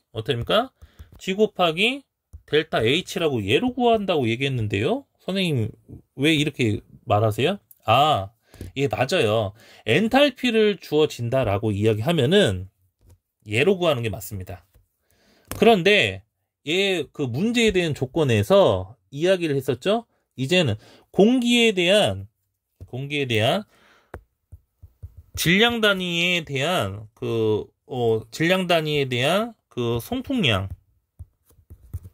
송풍량을 주어지고, 그랬을 때에 대한 온도 변화량을 주어졌어요. 그러면은 이 조건을 이렇게만 주어졌다고 하면은 엔탈피 값은 주어지지 않고, 그러면은 이렇게 하면 선생님 문제에서 엔탈피가 구워지지 않기 때문에 이거 연 전달량 못 구하는데 라고 하시면 안 된다는 거예요. 그러니까 왜냐면은 그때도 이야기했듯이 공기에 대한 열 전달량, 연 전달량을 구하기 위해서는 현열도 있고 잡열도 모두 존재해서 엔탈피를 구하는 게 가장 현명한데, 공기가 그냥 잡열 없이 그냥 현열만 의해서 또 이 공기에 대한 열 전달량이 그것만 있을 수도 있기 때문에 그래요. 그렇기 때문에 문제에서 엔탈피를 주어지지 않으면은 이거에 대한 열 전달량 구하는 공식은 GC 델타 T로 구해주시면 되겠다라고 생각하시면 돼요. G는 질량에 대한 송풍량, C는 뭡니까? 네, 비열이에요, 비열. 그 다음에 델타 T는 온도 변화량이었습니다. 기억이 나시나요? 네. 그 공기에 대한 비열이 얼마였죠? 네, 여기 보면은 이제는 C라는 그 공기에 대한 비열을 이제는 쓰게 되는데, 그 공기에 대한 비열을 좀 보시면은, 아까 전에 비열 이야기 했을 때 그 얘기 했을 거예요. 정압 비열과 정적 비열이 있는데, 이제는 그 정압 비열로, 네, 공기는요,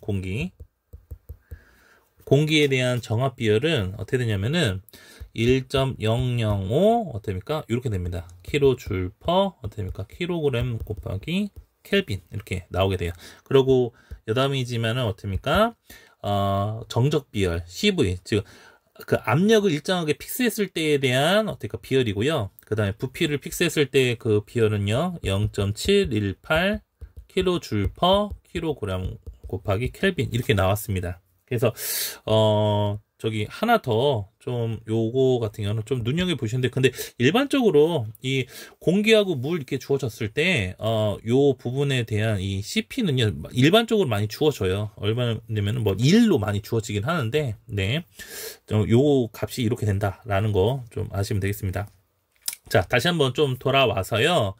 자, 여기에서 이제는 열 전달량을 했을 때 우리는 공기뿐만 아니라 물 또한 열 전달 그 양을 구할 때 어떻게 맨 처음에 구할 수 있는 첫 번째 식이 어떤 식이냐고 하면은 그 질량 아니 그 어떤 질량 그러니까 어떠한 양을 줍니다. 그 어떠한 양에 대해서 뭐 공기에 대한 네 질량 단위에 대한 송풍량이라든지 아니면은 물의 그 질량에 대한 물의 물량을 이게 주어집니다. 주어지면은 이걸 통해서 뭘 하셔야 된다고요? 네, 이렇게 질량 단위에 대한 양으로 바꾸셔야 돼요. 네. 그래서 어떠한 열 전달량을 구할 때 공기든지 물이든지 GC 델타 T를 통해 갖고선 열 전달량을 구하는 방법이 첫 번째가 있다. 그 다음에 얘네들이 엔탈피로 주어져 있다. 라고 하면 열 전달량은요, 어떻습니까? 이렇게 질량 단위에 대한 양 곱하기, 어떻습니까? 엔탈피에 대한 변화량을 구해서, 어떻습니까? 이 열 전달량을 구해줄 수 있구나. 라고 생각하시면 됩니다. 그러니까, 제가 얘기하는 건 뭐냐고 하면은, 어떤 거에 대한 열 전달량을 구하라. 라고 하면, 열 전달량을 구하는 방법이, 뭐가 있지? 그렇구나. GC 델타 T. G라는 거는 어떻습니까? 질량 단위에 대한 그 양을 얘기하는 거고 C는 비열, 그 다음에 델타 T는 그 안에 있는 온도에 대한 변화량입니다. 그 대수평균 온도차 아닙니다. 그냥 그 하나에 대한 매체에 대한 그 열량에 대한 변화량이에요. 그렇게 구할 수 있고 그거에 대해서 엔탈피가 주어져 있어요. 그러면은 이 GC 델타 T를 하지 마시고 G 델타 H G 즉 질량 단위에 대한 양을 어떻습니까? 그 엔탈피 변화량으로 곱해 주시면은 열 전달량이 구해줄 수 있다라고 생각을 하시면 되겠습니다. 그 다음에 또 어떤 거냐고 하면은 이렇게 생겼을 때 어떤 면적이 이제는 구해줄 수 있잖아요. 여기에서 어떤 면적 단위에 대한 부분이 있다고 하면은 어떻게 해요? K 즉 열 통과율, 열 관류율 그 다음에 면적 곱하기 델타 TM이라는 것은 뭐냐면은 매체가 그 관을 기준으로 했을 때 이 관을 기준으로 안쪽과 바깥쪽에 대한 열에 대해서 일정하지 않고 어떻게 보면 변화량이 생기잖아요. 그거에 대해서 대수평균 온도차를 이용해서 구해주시면 된다. 그런데 여기서 확장한 거, 네, 어떻게 해요? 열수가 주어졌다고 하면은 전면부터 F 곱하기 열수 곱하기 델타 TM 곱하기 수변면 개수 CW 요렇게로 어떻습니까? KT NC Fight라는 요걸로써 변형해서 구해줄 수 있겠구나 라고 생각을 하시면 되겠습니다. 그런데 아까 전에 얘기했었죠? 여기 안쪽에 있는 이렇게 열 전달량에 대한 그 부분은 다 뭐라고요? 열역학 제1법칙에 의해서 모두 다 똑같다라는 겁니다. 됐습니까? 자, 여기 한번 그러면 문제를 한번 풀어보도록 하겠습니다. 그 문제를 어떻게 푸시냐고 하면요. 자, 보시면은 여기 공기 있네요. 공기. 여기 공기 있습니다. 공기가 이렇게 있고요. 네, 이렇게 있고요. 그 다음에 어떻습니까? 수돗물이 있네요. 네, 수돗물 양도 이렇게 있고요. 그 다음에 네, 엔탈피가 있네. 엔탈피. 근데 그 엔탈피가요. 네, 여기 보시면은 이 공기가 이렇게 들어간 엔탈피로 갔다가 이렇게 엔탈피로 나왔대요. 수돗물에 엔탈피는 없습니다. 그냥 수돗물은 어떻습니까? 12도에 대한 수돗물이 네, 냉각하였다고 이제 쓰여져 있습니다. 네, 그러니까 여기는 건고온도 습도가 이거인 엔탈피가 되었을 때라고 되어져 있죠. 요거는 전부 다 문제를 읽어보시면은 공기 거예요. 공기 거.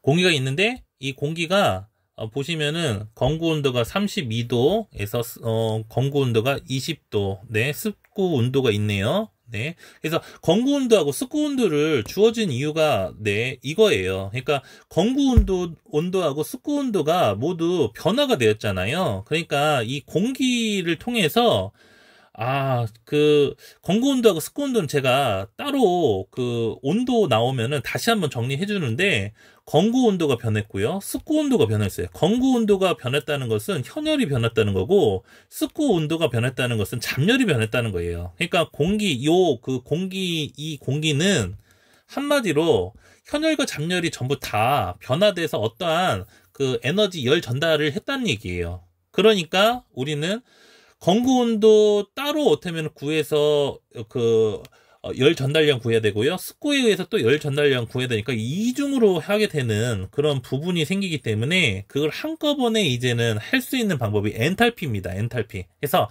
엔탈피를 잡아 갖고선 네, 계산을 해 주시면 되겠습니다. 자, 그 다음에 이제는 엔탈피를 통해서 이 공기에 대한 그 열 전달량을 구해 주시면 되고요. 그 다음에 12도의 수돗물이 있고요. 그 다음에 근데 여기에는 수돗물이 들어가서, 그러니까 여기에서 32도, 20도에서 공기에 의해서 온도를 어떻습니까? 온도가 낮아졌으니까 수돗물에서 어떻습니까? 그 차가운 거를 이제는 얻어갖고 그 열량을 어떻습니까? 이렇게 얻어갖고 왔겠죠. 그러니까 한마디로 거꾸로 생각해야 되겠습니다. 그 공기는 온도가 높아서 낮았으니까 그 열량을 준 거고, 수돗물은 그 열량을 받아갖고 와서 12도보다는 어떻습니까? 올라가겠죠. 그 온도가요. 네, 그런 식으로 열평하게 이루어집니다. 그런 다음에 어떻습니까? 코일의 열수를 구한다고 하네요. 그 코일이 중간에 있었나 보네요. 네, 자, 그래서 이거를 좀 그림으로 그려보신다고 하면 이렇게 되어져 있을 때, 네, 관이 이렇게 있네요. 코일에. 자, 그 바깥에는 이제 공기가 이렇게 있고요. 그 다음에 여기 이제는 코일이 있고요. 그 다음에 여기는 수돗물이 있어서 이런 식으로 이제 가게 되는, 네, 이런 식으로 어떠한 이러한 물체가 있을 때, 네, 이렇게 되게 해서, 네, 이런 식으로 이제는 층층이 쌓여져 있겠죠. 층층이 쌓여져 있는, 네, 이런 거에 대한 부분에 대해서, 네, 이런 부분이 생겼을 때에 대한 열 교환을 이용해서 열 교환량이 어떻게를 통해서 이 코일의 열수, 요 코일의 열수가 총 몇 개가 되는지에 대해서 하나, 둘, 네, 요 코일의 열수에 대해서 요거에 대한 개수를 지금 물어보게 되는 겁니다. 자, 그러면은 하나씩 구해보도록 할게요. 공기 측에 의해서 생기는 열 전달량을 한번 구해보도록 하겠습니다. 그걸 구하실 때에는요, 엔탈피가 나왔다고 했었죠? 그러면 엔탈피 값으로 구해주시면 되겠습니다. 네, 어떻게요? 여기가 엔탈피가 8.4kJ/, 네, 이렇게 되어져 있네요. 요거에서 엔탈피에 대한 변화가 지금 보시면 51.1, 네, 이렇게 되어져 있습니다. 킬로 줄입니다. 그럼 공기가 보시면은 우리가 요걸 구할 때 G 델타 H라고 했었잖아요. G는요, 분명히 얘기했습니다. 질량 단위에 대한 양으로 하셔야 됩니다. 근데 여긴 땡큐네요. 땡큐. 질량 단위로 들어왔고요. 킬로그램. 근데 이거 잘 보세요. 킬로그램 퍼 S로 하셔야 되는데 여기 뭐가 됐습니까? H가 되잖아요. 그러면은 S로 바꾸기 위해서는요, 어떻습니까? 3600으로 나눠주시면 됩니다. 네, S가 있고요, 분이 있고요, 시간이 있으면요, 1시간은 60분이고요, 그 60분은 3600분입니다. 3600초죠. 네. 다시 한번요. 1시간은 60분이고요. 1분에 60초니까, 그러니까 3600. 그러니까 1시간은 3600이요. 그러니까 이 시간을 초로 나누기 위해서 걔를 어떻게 합니까? 이렇게 바꿔줄 때에는 요거를 어떻게 그만큼 나눠주시면 됩니다. 그 다음에 곱하기 여기 있었죠? 84.1 빼기 그 다음에 뭐가 되겠습니까? 51.1을 빼주시면은 이거 밑에다가 좀 단위를 써드리도록 할게요. 자, 얘는 뭐냐면은 킬로그램 퍼 어떻게입니까? S H를 어떻게입니까? 3600 남았으니까요. 곱하기 얘는 킬로줄 퍼 킬로그램 있습니다. 그래서 결론적으로 왜 단위를 갖고 밑에다가 조금 이걸 보여주는 이유가 저도 이제는 공부를 하면서 얘가 왜 답이 틀렸지? 라고 해보면은 단위예요. 단위를 잘못해갖고 계속 답이 이상해지더라고요. 그래서 제가 쓰는 방법은 그 숫자 밑에다가 단위를 다 써놨어요. 그러면은 우리가 원하고자 하는 단위가 맞는지를 딱 구별을 해줄 수 있거든요. 자, 그러면은 여기 킬로그램 없어지는 거니까 이 단위는 킬로줄 퍼 S로 나오게 된다는 걸 알 수 있어요. 되셨습니까? 네. 자, 그러면은 우리가 구하는 공기 측에 대한 열 전달량은 여기가 되는 거예요. 그런데 얘기했듯이 이 열 전달량은 얘 또한 똑같고요. 얘 또한 똑같고 이 전체에서 생기는 이 열수에 의해서 열수에 대한 값에 의해서 되는 모든 열 전달량이 요 값으로 어떻게 합니까? 다 똑같다는 거예요. 요 값으로. 그걸 좀 잘 기억을 해 두셔야 돼요. 왜요? 열과 제1법칙이기 때문에.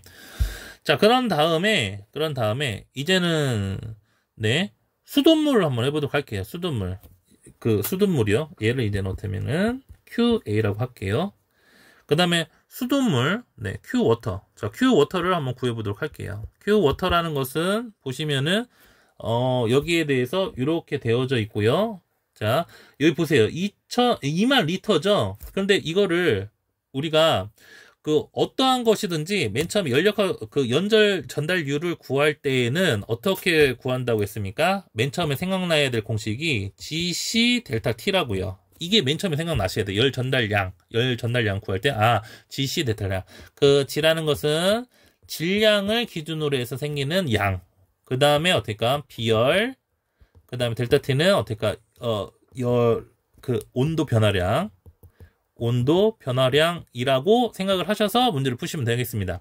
자, 그런데 여기 주어졌어요. 그런데 이제 리터잖아요.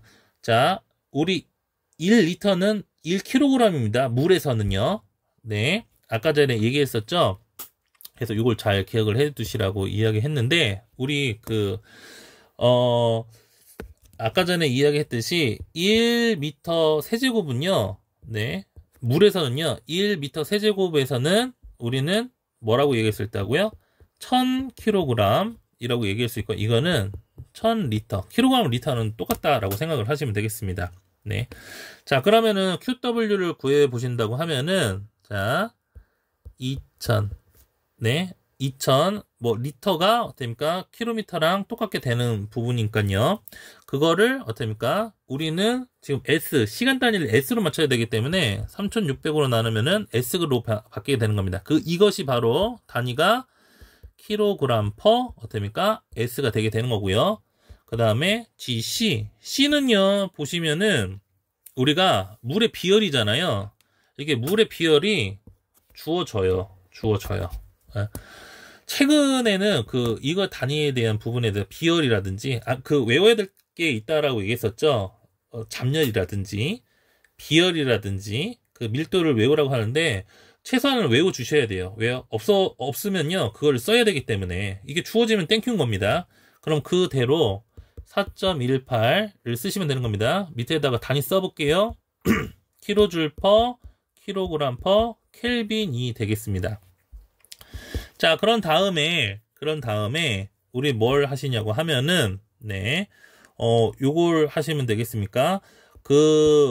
온도 차인데 지금 수돗물이 12도에 대한 수돗물이라고 했었잖아요. 그렇죠? 근데 이제는 이 수돗물이 그 공기랑 맞받아치면서 그 수돗물에 대한 변화 값이 없어요. 그러니까 그 변화 값에 대해서 구하셔야 되는데, 그거를, 네, TW라고 얘기를 하도록 할게요. 그러니까 그 공기는요, 지금 공기 온도가 32도에서 20도, 온도가 낮아졌어요. 그러면은 그거에 대한 열량을 이제는 뺏겼으니까 그 열량을 받아갖고서 온도가 올라가는 애가 있어야 돼요. 그거에 대한 수돗물이요. 그러면 수돗물은 어떻게 되겠습니까? 온도가 올라가겠죠. 그렇죠? 그러니까 TW-12가 되겠죠. 자, 그런데 여기 보시면은 그때 설명했는데 이걸 도시라고 했잖아요. 이 단위가 도예요. 결론적으로 왜요? 도에서 도를 빼줬으니까 도가 되겠죠. 그런데 선생님 여기 켈빈인데요. 상관이 없어요. 왜 그러냐고 하면은 여기가 좀 이야기를 할 때, 자, 여기에서 이 TW를 우리가 켈빈으로 바꿀게요. 그럼 켈빈을 바꾼다고 하면은 얘가 만약에 우리가 12도, 지금 12도를 켈빈으로 바꿀게요. 그럼 12도 더하기 273을 더하게 되는 거겠죠? 그러니까 켈빈이라는 거는 최하 온도, 그 절대 0점이 어떻습니까? 마이너스 273도예요. 그러면은 섭씨 온도는 그 273도를 더해 주시면 섭씨 온도가 섭씨 온도 도에서 켈빈으로 바꾸게 되는 이 시기거든요. 그러니까 어떤 섭씨 온도가 나왔을 때 273을 하면은 켈빈이 된다라고 생각을 하시면 되겠습니다. 예? 자, 그러면은 여기에서 이것도 어떻게 됩니까? 12 더하기 273이라는 켈빈으로 바뀌었어요. 도를 켈빈으로 바꿨어.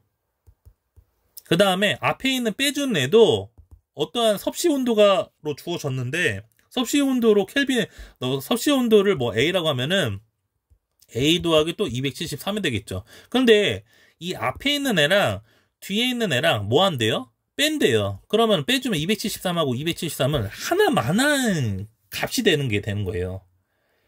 무슨 얘기인지 아시겠죠? 그러니까 섭씨 온도가 하나 주어져 있을 때에 대한 공식에 대해서는 반드시 273이라는 이 값이 계속 따라다니면서 그 공식을 마무리 지어야 되는데, 우리 GC 델타 T에서는 변화량이에요. 변화량은 도에서 그 변화량만 구해도 그 값이, 켈빈에 대해서 나오는 공식이라고 하더라도 도를 켈빈으로 바꿔서 도를 켈빈으로 바뀌어서 켈빈의 변화량을 해도 도의 변화량과 똑같게 된다고요. 예. 그래서 그때 섭씨 온도의 변화량은, 섭씨 온도에 대한 변화량은 켈빈하고 어떻게 상쇄가 돼서, 예? 이 섭씨 온도가 켈빈으로 된다라고 이야기를 해줬던 부분이 이 부분이에요. 좀 이해가 되시는지 모르겠네요. 기존에 있는 틀에 대한 변화량은 섭씨 온도로 바꿔서, 켈빈 온도를 바꿔서 그거에 대해서 차이를 구해주는, 그 켈빈에 대한 변화량을 구하든지 간에 켈빈의 변화량이나 온도, 즉 켈빈에 의해서 변화하는 이 온도량과 그 섭씨 온도에서 의해서 생기는 요 변화량이 같다고요. 네. 그래서 이 두 개가 같아서 270 더하는 이러한 과정을 숭고롭게 안 해도 된다. 도시에 대한 변화량만 구해도 이제는 요거에 대한 단위가 없어지게 된다라고 생각을 하시면 되겠습니다. 자, 그래서 맞는지 한번 보도록 할게요. 어떻습니까? KG 지워지고요.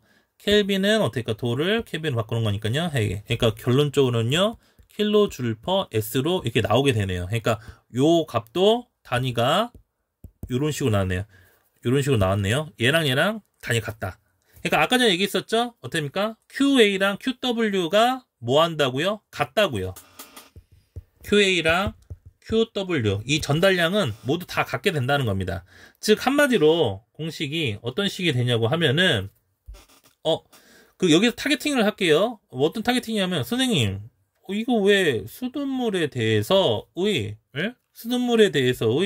이거에 대한 그 변화량에 대한 부분에 대해서 이거를 왜 구해야 됩니까? 라고 이야기를 하시는데, 왜 그러냐고 하면은 우리가 열수, 즉 코일에 대한 열수를 구할 때 좀 얘기하고 갈게요. 열수를 구할 때 우리가 코일에 대한 전열량, 열 전달량을 구할 때 어떻게 구했냐면은 K 어떻습니까? FN 곱하기 그냥 제가 공식대로 K T N C 어떻게 KTNC가 파이트 하는 요거에 대한 공식을 하는데 요거에 대한 부분이 뭐냐면은 그 매체가 다른 두 매체에 대한 온도에 대한 그 온도 차예요. 평균 온도 차예요. 예. 그렇기 때문에 이렇게 되어져 있을 때 공기에 대한 온도 변화량과 물에 대한 온도 변화량을 아셔야지 얘를 구할 수 있기 때문에 그래요. 지금 이쪽은 공기는 온도 변화량이 어떻습니까? 주어졌는데 건구 운동으로요. 근데 요거에 대한 부분에 대해서 온도에 대한 차는 지금 들어간 거 있지만은 이게 나와서의 그 수돗물에 대한 온도의 변화량은 주어지지 않기 때문에 요거를 맨 처음에 구해줬던 거예요. 그래야지만이 우리가 코일에 대한 전열량, 열 전달량에 대한 부분에 대해서 구했을 때에 대한 평균 온도차 이걸 구할 때 꼭 필요하기 때문에 이걸 먼저 쓴 겁니다. 자, 그래서 일단은 이 TW에 대해서 먼저 구해보도록 하겠습니다. 어떻게 구하시냐면은 식이 이렇게 되네요. 네, 3600 그 다음에 2만 곱하기 4.18 곱하기 TW-12는요 3600 21600 곱하기 84.1 51.1 이렇게 되겠습니다. 그럼 3600 이렇게 두 개 날려가지게 되는 거고요. 그 다음에 얘를 이렇게 나눠주시면은 TW-12는요 2만 곱하기 4.18로 나눠지고요. 21,600 곱하기 84.1 51.1을 해주시면 되네요. 그럼 결론적으로 TW는 네, 이쪽 넘어가니까 12 더하기 2만 곱하기 4.18 1660 곱하기 84.1 빼기 51.1을 하시면 되겠습니다. 네. 자, 그러면은 선생님들이 열심히 계산기를 두들기셔야 되겠죠? 네. 지금 여기가 물의 비열 4.18이라고 했었죠? 네. 이거를 어떻게 하면 계산기를 두들겨 한번 보세요. 보시면은 어떻게 되시냐? 네, 계산을 해보시면은 이게 TW가 네, 20.5263 뭐 이렇게 나오네요. 그럼 TW는 네, 이렇게 네, 대략 어떻습니까? 20.53이 되겠습니다. 네. 그래서 20.53도가 된다는 것에 대해서 잘 아시면 되겠고요. 자, 그 다음에 이제는 마무리로 위에 한번 해보도록 할게요. 네, 뭘 해보냐고 하면은 네. 아까 전에 이야기했듯이 네, 여기에서 여기 보시면은 코일 통과 풍속이 네, 나왔고요. 네, 스밀면 개수 이렇게 나왔고요. 열 통과율 네, 그러니까 스밀면 개수가 어떻습니까? CW가 여기 있겠고요. 그 다음에 열 통과율, 열 관류율은 여기가 K가 되겠고요. 이렇게. 근데 이제 열이 있으니까 이제는 N이 없으니까 이 N을 찾으면 되겠죠. 그 다음에 어떻습니까? 네, KT 그 다음에 네, 그쵸. 대수평균 온도차 이제는 TM을 구하게 되어야 되는데 공기 통과 방향과 물이 통과 방향이 여기래요. 이게 바로 대항류입니다.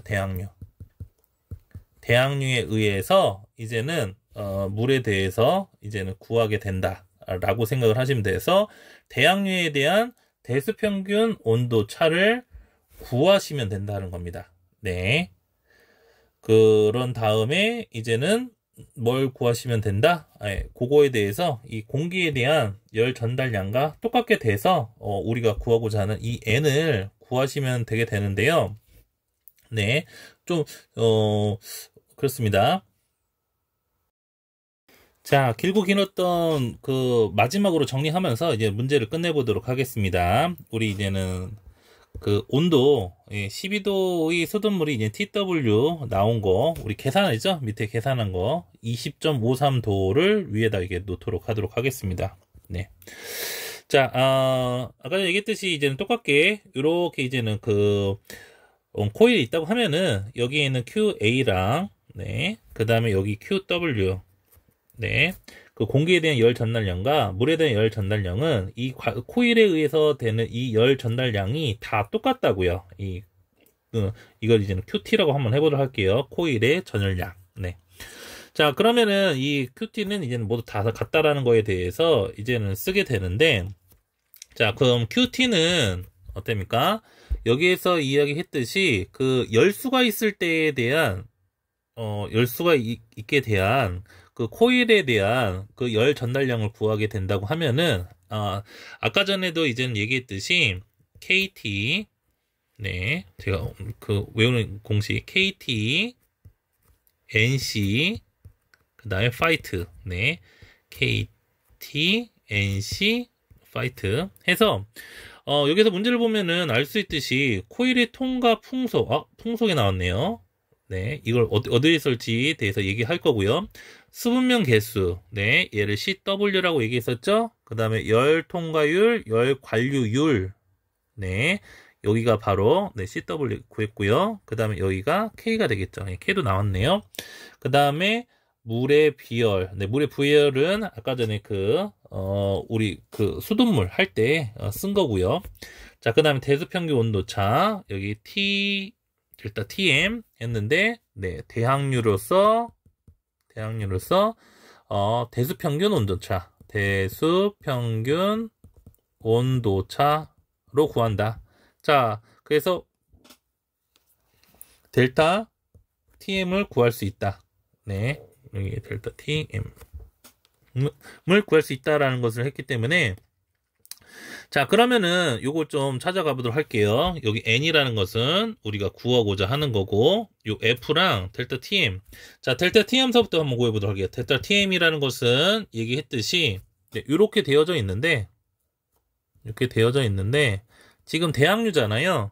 여기가 T, 지금 보시면은, A1이요. 지금 32도래요. 건구 온도를 갖고 오셔야 됩니다. 건구 온도. 32도가 지금 몇 도로 됐냐고 하면은 32도가 네, 건구 온도 어떻습니까? 20도가 됐네요. TA2가 어떻습니까? 20도가 됐대요. 그러면은 여기에서 TW1 원래 수돗물이 12도였는데 얘가 TW2가 몇 도로요? 20.53도로 가게 됐다. 그러면은 여기에서 델타 T1 여기가 이쪽에 대한 그 값이 델타 T2라고 하시면 되겠습니다. 그러니까 델타 T1과 델타 T2. 근데 여기 보시면은 자 32도 20.53도 네 여기 20도 12도 이 격차가 어느 게 더 큰 겁니까? 네 델타 T1이 좀 크다라는 느낌이 드시죠? 여기 거의 뭐 11도가 되고 8도가 되는 거니까.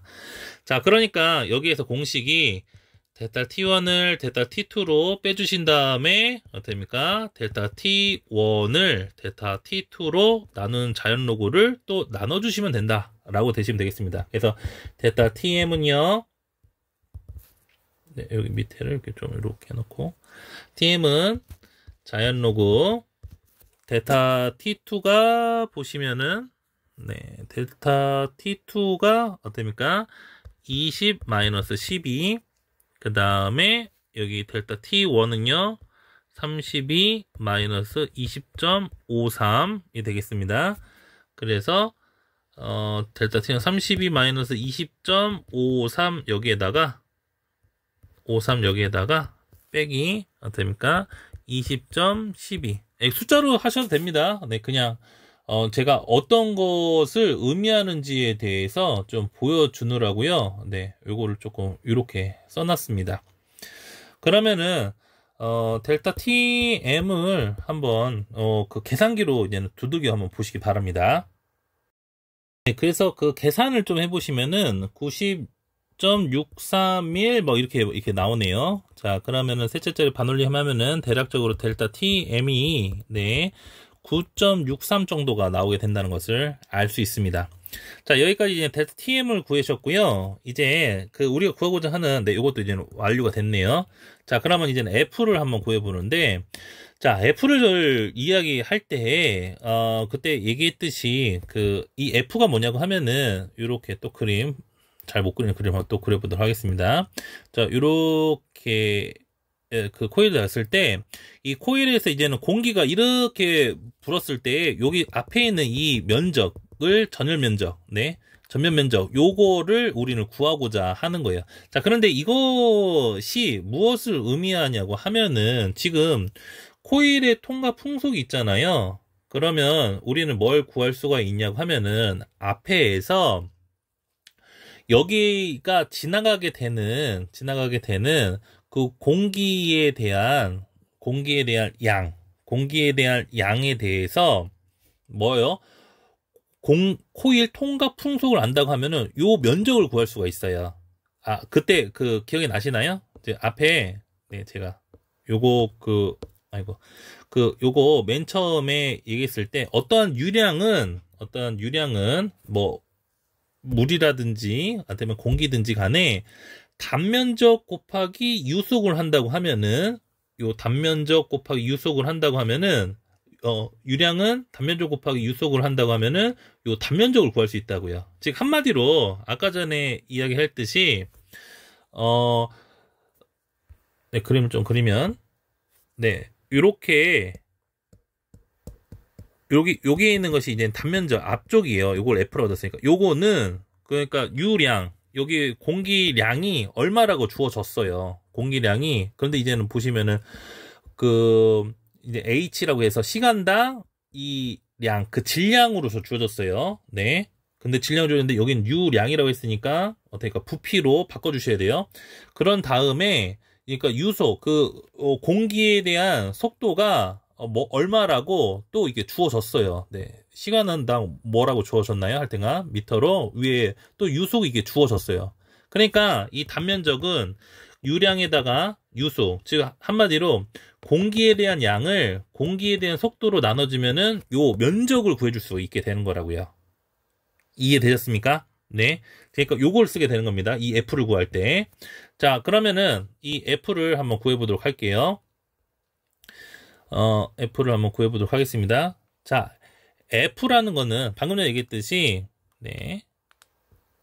요 양, 공기에 대한 양, 21600 kg per, 어떻습니까? 보시면은 kg per H입니다. 예, 그 공기에 대한 이 양은, 보시면은, 이거 좀 지울게요. 네, 이해가 됐으면요. 얘가 단위가 어떻습니까? kg per H예요. 얘는 우리가 구하듯이 이제는 F가 필요해요. F는 어떻습니까? 우리 면적. 네, 미터 제곱이요. 얘는 뭐랑 같다고요? 지금 어떻습니까? 속도, 코일 통과 풍속. 얘가 공기에 대한 어떻습니까? 풍속이에요. 그러니까 유속인 거죠. 공기에 대한 속도. 네, 통과 풍속이 2.5, 요건 S네요. 네. 자, 여기가 2.5인데 미터 퍼 S래요. 그래서 이 단위 밑에다 쓰시면 돼요. 자, 그러면은 우리가 여기에서 지금 H니까 얘를 S로 맞춰주기 위해서 3600을 나누면요. 얘가 S로 바뀌겠죠. 근데 문제가 얘 곱하시면 미터 제곱 곱하기 미터가 미터 세제곱이에요. 얘는 킬로그램인데. 자, 그러면은 우리 뭘 이용해 주시면 되겠습니까? 네, 맞아요. 밀도를 이용을 해주면 되는 거라고요. 기억이 나시는지 모르겠네요. 자, 뭘 하냐면은 이 밀도예요, 밀도. 자, 밀도라는 것은 무엇이냐고 하면은 네, 부피, 그러니까 부피당 질량. 그렇죠? 아까 전에 얘기했듯이 지금 킬로그램이라는 이 자체를 어떻습니까? 밀도를 통해서 어떻습니까? 미터 세제곱으로 바꿔줄 수 있다고요. 어떻게 하시면 되겠습니까? 네, 거기에다가 킬로그램을 어떻게 할까? 미터 세제곱 했으니까 밀도로 뭐 해주시면 되겠습니까? 나눠주시면 되겠죠. 왜요? 이 밀도라는, 그러니까 어떤 것이 이제는 킬로그램으로 이렇게 있다고 하면은 얘를 킬로그램 곱하기 미터 세제곱이라는 것으로 곱해주시면 되겠죠. 근데 얘가 뭐냐면은 밀도는 어떻습니까? 부피분의 질량이 밀도니까 그것이 역수가 뭐라고 했어요? 비체적이라고 했었죠. 즉 한마디로 얘를 비체적으로 곱하면 비체적 아니면은 밀도분의 1로 곱해주시면은 뭐가 된다고요? 네, 부피가 된다고요.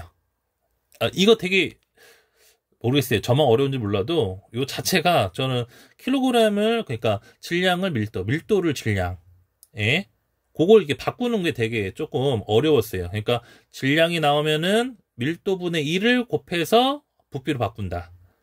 부피가 나왔다고 하면은 밀도를 곱해서 질량으로 바꾼다.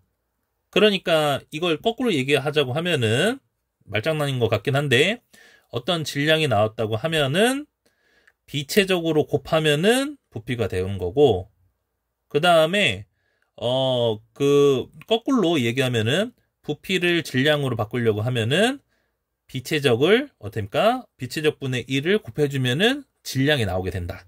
네, 그런 식으로 요것이 이제는 밀도하고 비체적을 어떻게 하는 건지에 대해서 이야기를 하시면 되겠습니다. 그런데 앞서서 지금 그 우리가 공기 있잖아요. 여기 보시면은 그래서 외우라고 하시는 게 이거예요.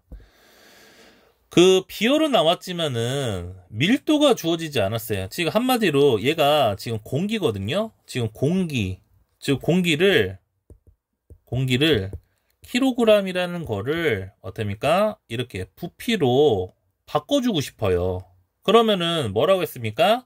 네, 밀도분, 밀도든지 비체적이라든지 그거에 대해서 외우시면 되는데 우리가 아까 전에 밀도, 공기의 밀도가 얼마라고 했어요? 1.2 kg/m 세제곱이라고 이렇게 이제는 이야기했어요. 근데 여기에 공기의 밀도가 아무것도 없어요. 그러면 뭐라고요? 외우셔야 된다고요. 그래서 아까 전에 얘기했던 최소한에 대한 외워야 될 부분은 외우셔야 됩니다. 자, 그래서 여기에서 보실 때 얘를 킬로그램을 어떻습니까? 네, 킬로그램 미터 세제곱으로 하기 위해서 밀도를 뭐 해주시면 되겠습니까? 나눠주시면 돼요. 네, 그래서 결론적으로 할게요. 그러니까 요거를 여기에다가 나눠주시면은 킬로그램이 뭘로 바뀐다고요? 미터 세제곱으로 바뀐다고요. 왜요? 얘를 어떻습니까? 나눠주는 거니까 네, 킬로그램 퍼 S를 어떻습니까? 얘를 역수로 역수로 나눠주는 거니까 이 역수가 킬로그램 퍼 미터 세제곱이니까 얘 없어지면서 미터 세제곱이 나오는 거라고요. 자, 그래서 21600 그 다음에 1.2로 나누고 곱하기 3600 하신 다음에 어떻습니까? F 곱하기 2.5 그러면은 어떻습니까? 여기 미터 미터 세제곱 퍼 S 나오고요. 미터 제곱 나오고요. 어떻습니까? 미터 퍼 S 나와서 공식이 어떻습니까? 단위가 딱 맞게 된다는 것을 알 수 있게 되는 겁니다. 자, 여기 밑에 지운 다음에 마무리 짓도록 할게요. 좀 밑에 지워서 마무리 짓도록 하겠습니다. 그러면 이 밑에 이제 그 마무리를 저 본다고 하면은 이 QT라는 코일에 대한 전 열량, 그 열 전달량은 어떻게 되시냐면은 그 아까의 공식대로 K에 어떻게 됐습니까? K에 KT 그러니까 NC 파이트 이렇게 되어져 있어요. 자, 그러면은 이 K라는 것은 위에서 여기 이제는 주어져 있죠. 이렇게 주어져 있으니까 써 보신다고 하면은 1.07 그 다음에 그 밑에 단위 쓸게요. KW 어떨까? 미터 제곱 곱하기 켈빈 곱하기 열 곱하기 F. F는 지금 보시면은 여기죠? F. 여기 미터 제곱입니다. 단위가 미터 제곱. 근데 이거를 계산해서 하셔도 되고요. 그냥 여기다 쓰셔도 상관없어요. 3600. 계산하는 게 좀 더 깔끔하긴 할 것 같은데 네, 계산하고서 할 거거든요. 그 곱하기 2.5. 네, 여기 미터 제곱이 되는 거고요. 여기 n이라는 것은 어떻습니까? 열이 되는 거고요. 우리 구하고자 하는 거. 그 다음에 곱하기 tm. 네, 여기 있네요.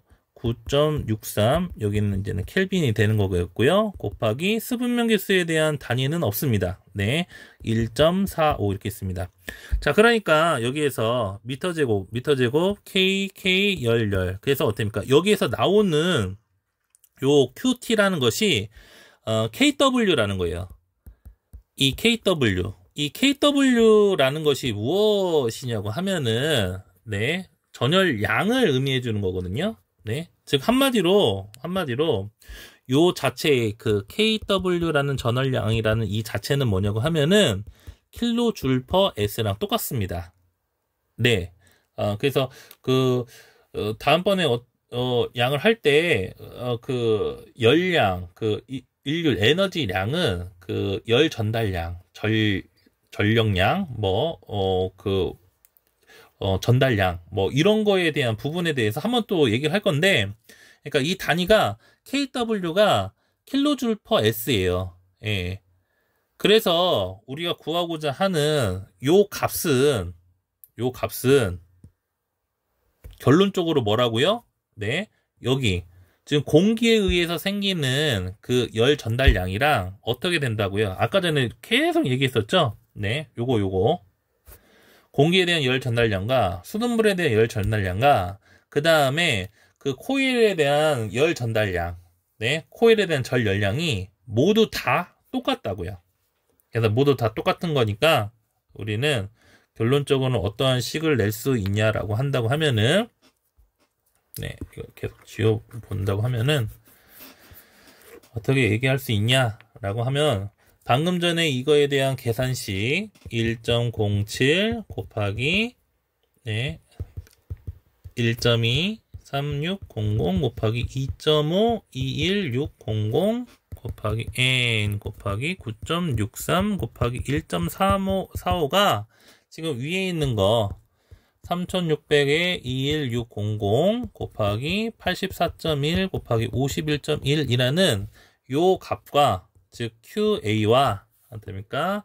QT라는 이 값이 같아 라고 해서 우리는 요 N 값을 구해줄 수가 있게 되는 겁니다. 요거는 좀 선생님들이 이제는 한번 해보세요. 네, 해보시면은 요 N이라는 것이 자, 그러면은 이 값이 6.626 뭐 어쩌지 이렇게 나옵니다. 네, 그런데 우리 아시죠? 그러니까 열수는요, 요렇게 돼 있어 갖고, 네, 요렇게 되었을 때 요게 이제 열수예요. 예, 근데 열수가 지금 0.5 소수점으로 나올 수는 없는 거 아니에요. 그러니까 여기에서 이제는 소수점 밑에서 반올림하면은 n은 열수는, 네, 어떻습니까? 이렇게 7개의 열이 이렇게 나오게 된다는 것을 알 수 있게 된다는 겁니다. 네, 그래서 7열, 답이 n이 7열이 된다는 것을 알 수 있다는 것입니다. 제가 이것에 대한 문제를 풀어 드렸는데, 이 한 문제가 여러분들에 대한 공존행동에 대한 기초적인 부분과 그 파트 부분에 대해서 열 전달량을 구하는 공식들을 전부 다 싸그리 아울러서 전부 다 할 수 있는 되게 좋은 문제예요. 네, 그렇기 때문에 이 문제들을 모르시다 한번 더 보신 다음에, 그 다음에 또 제가 잘 전달 못 드리는 부분에 대해서는 또 댓글 남겨주시면은 제가 그거에 대해서 다시 한번 더 이야기할 수 있게끔, 네, 그렇게 이제 댓글 달아주시면은 또 만들어 보도록 하겠습니다. 네, 감사합니다.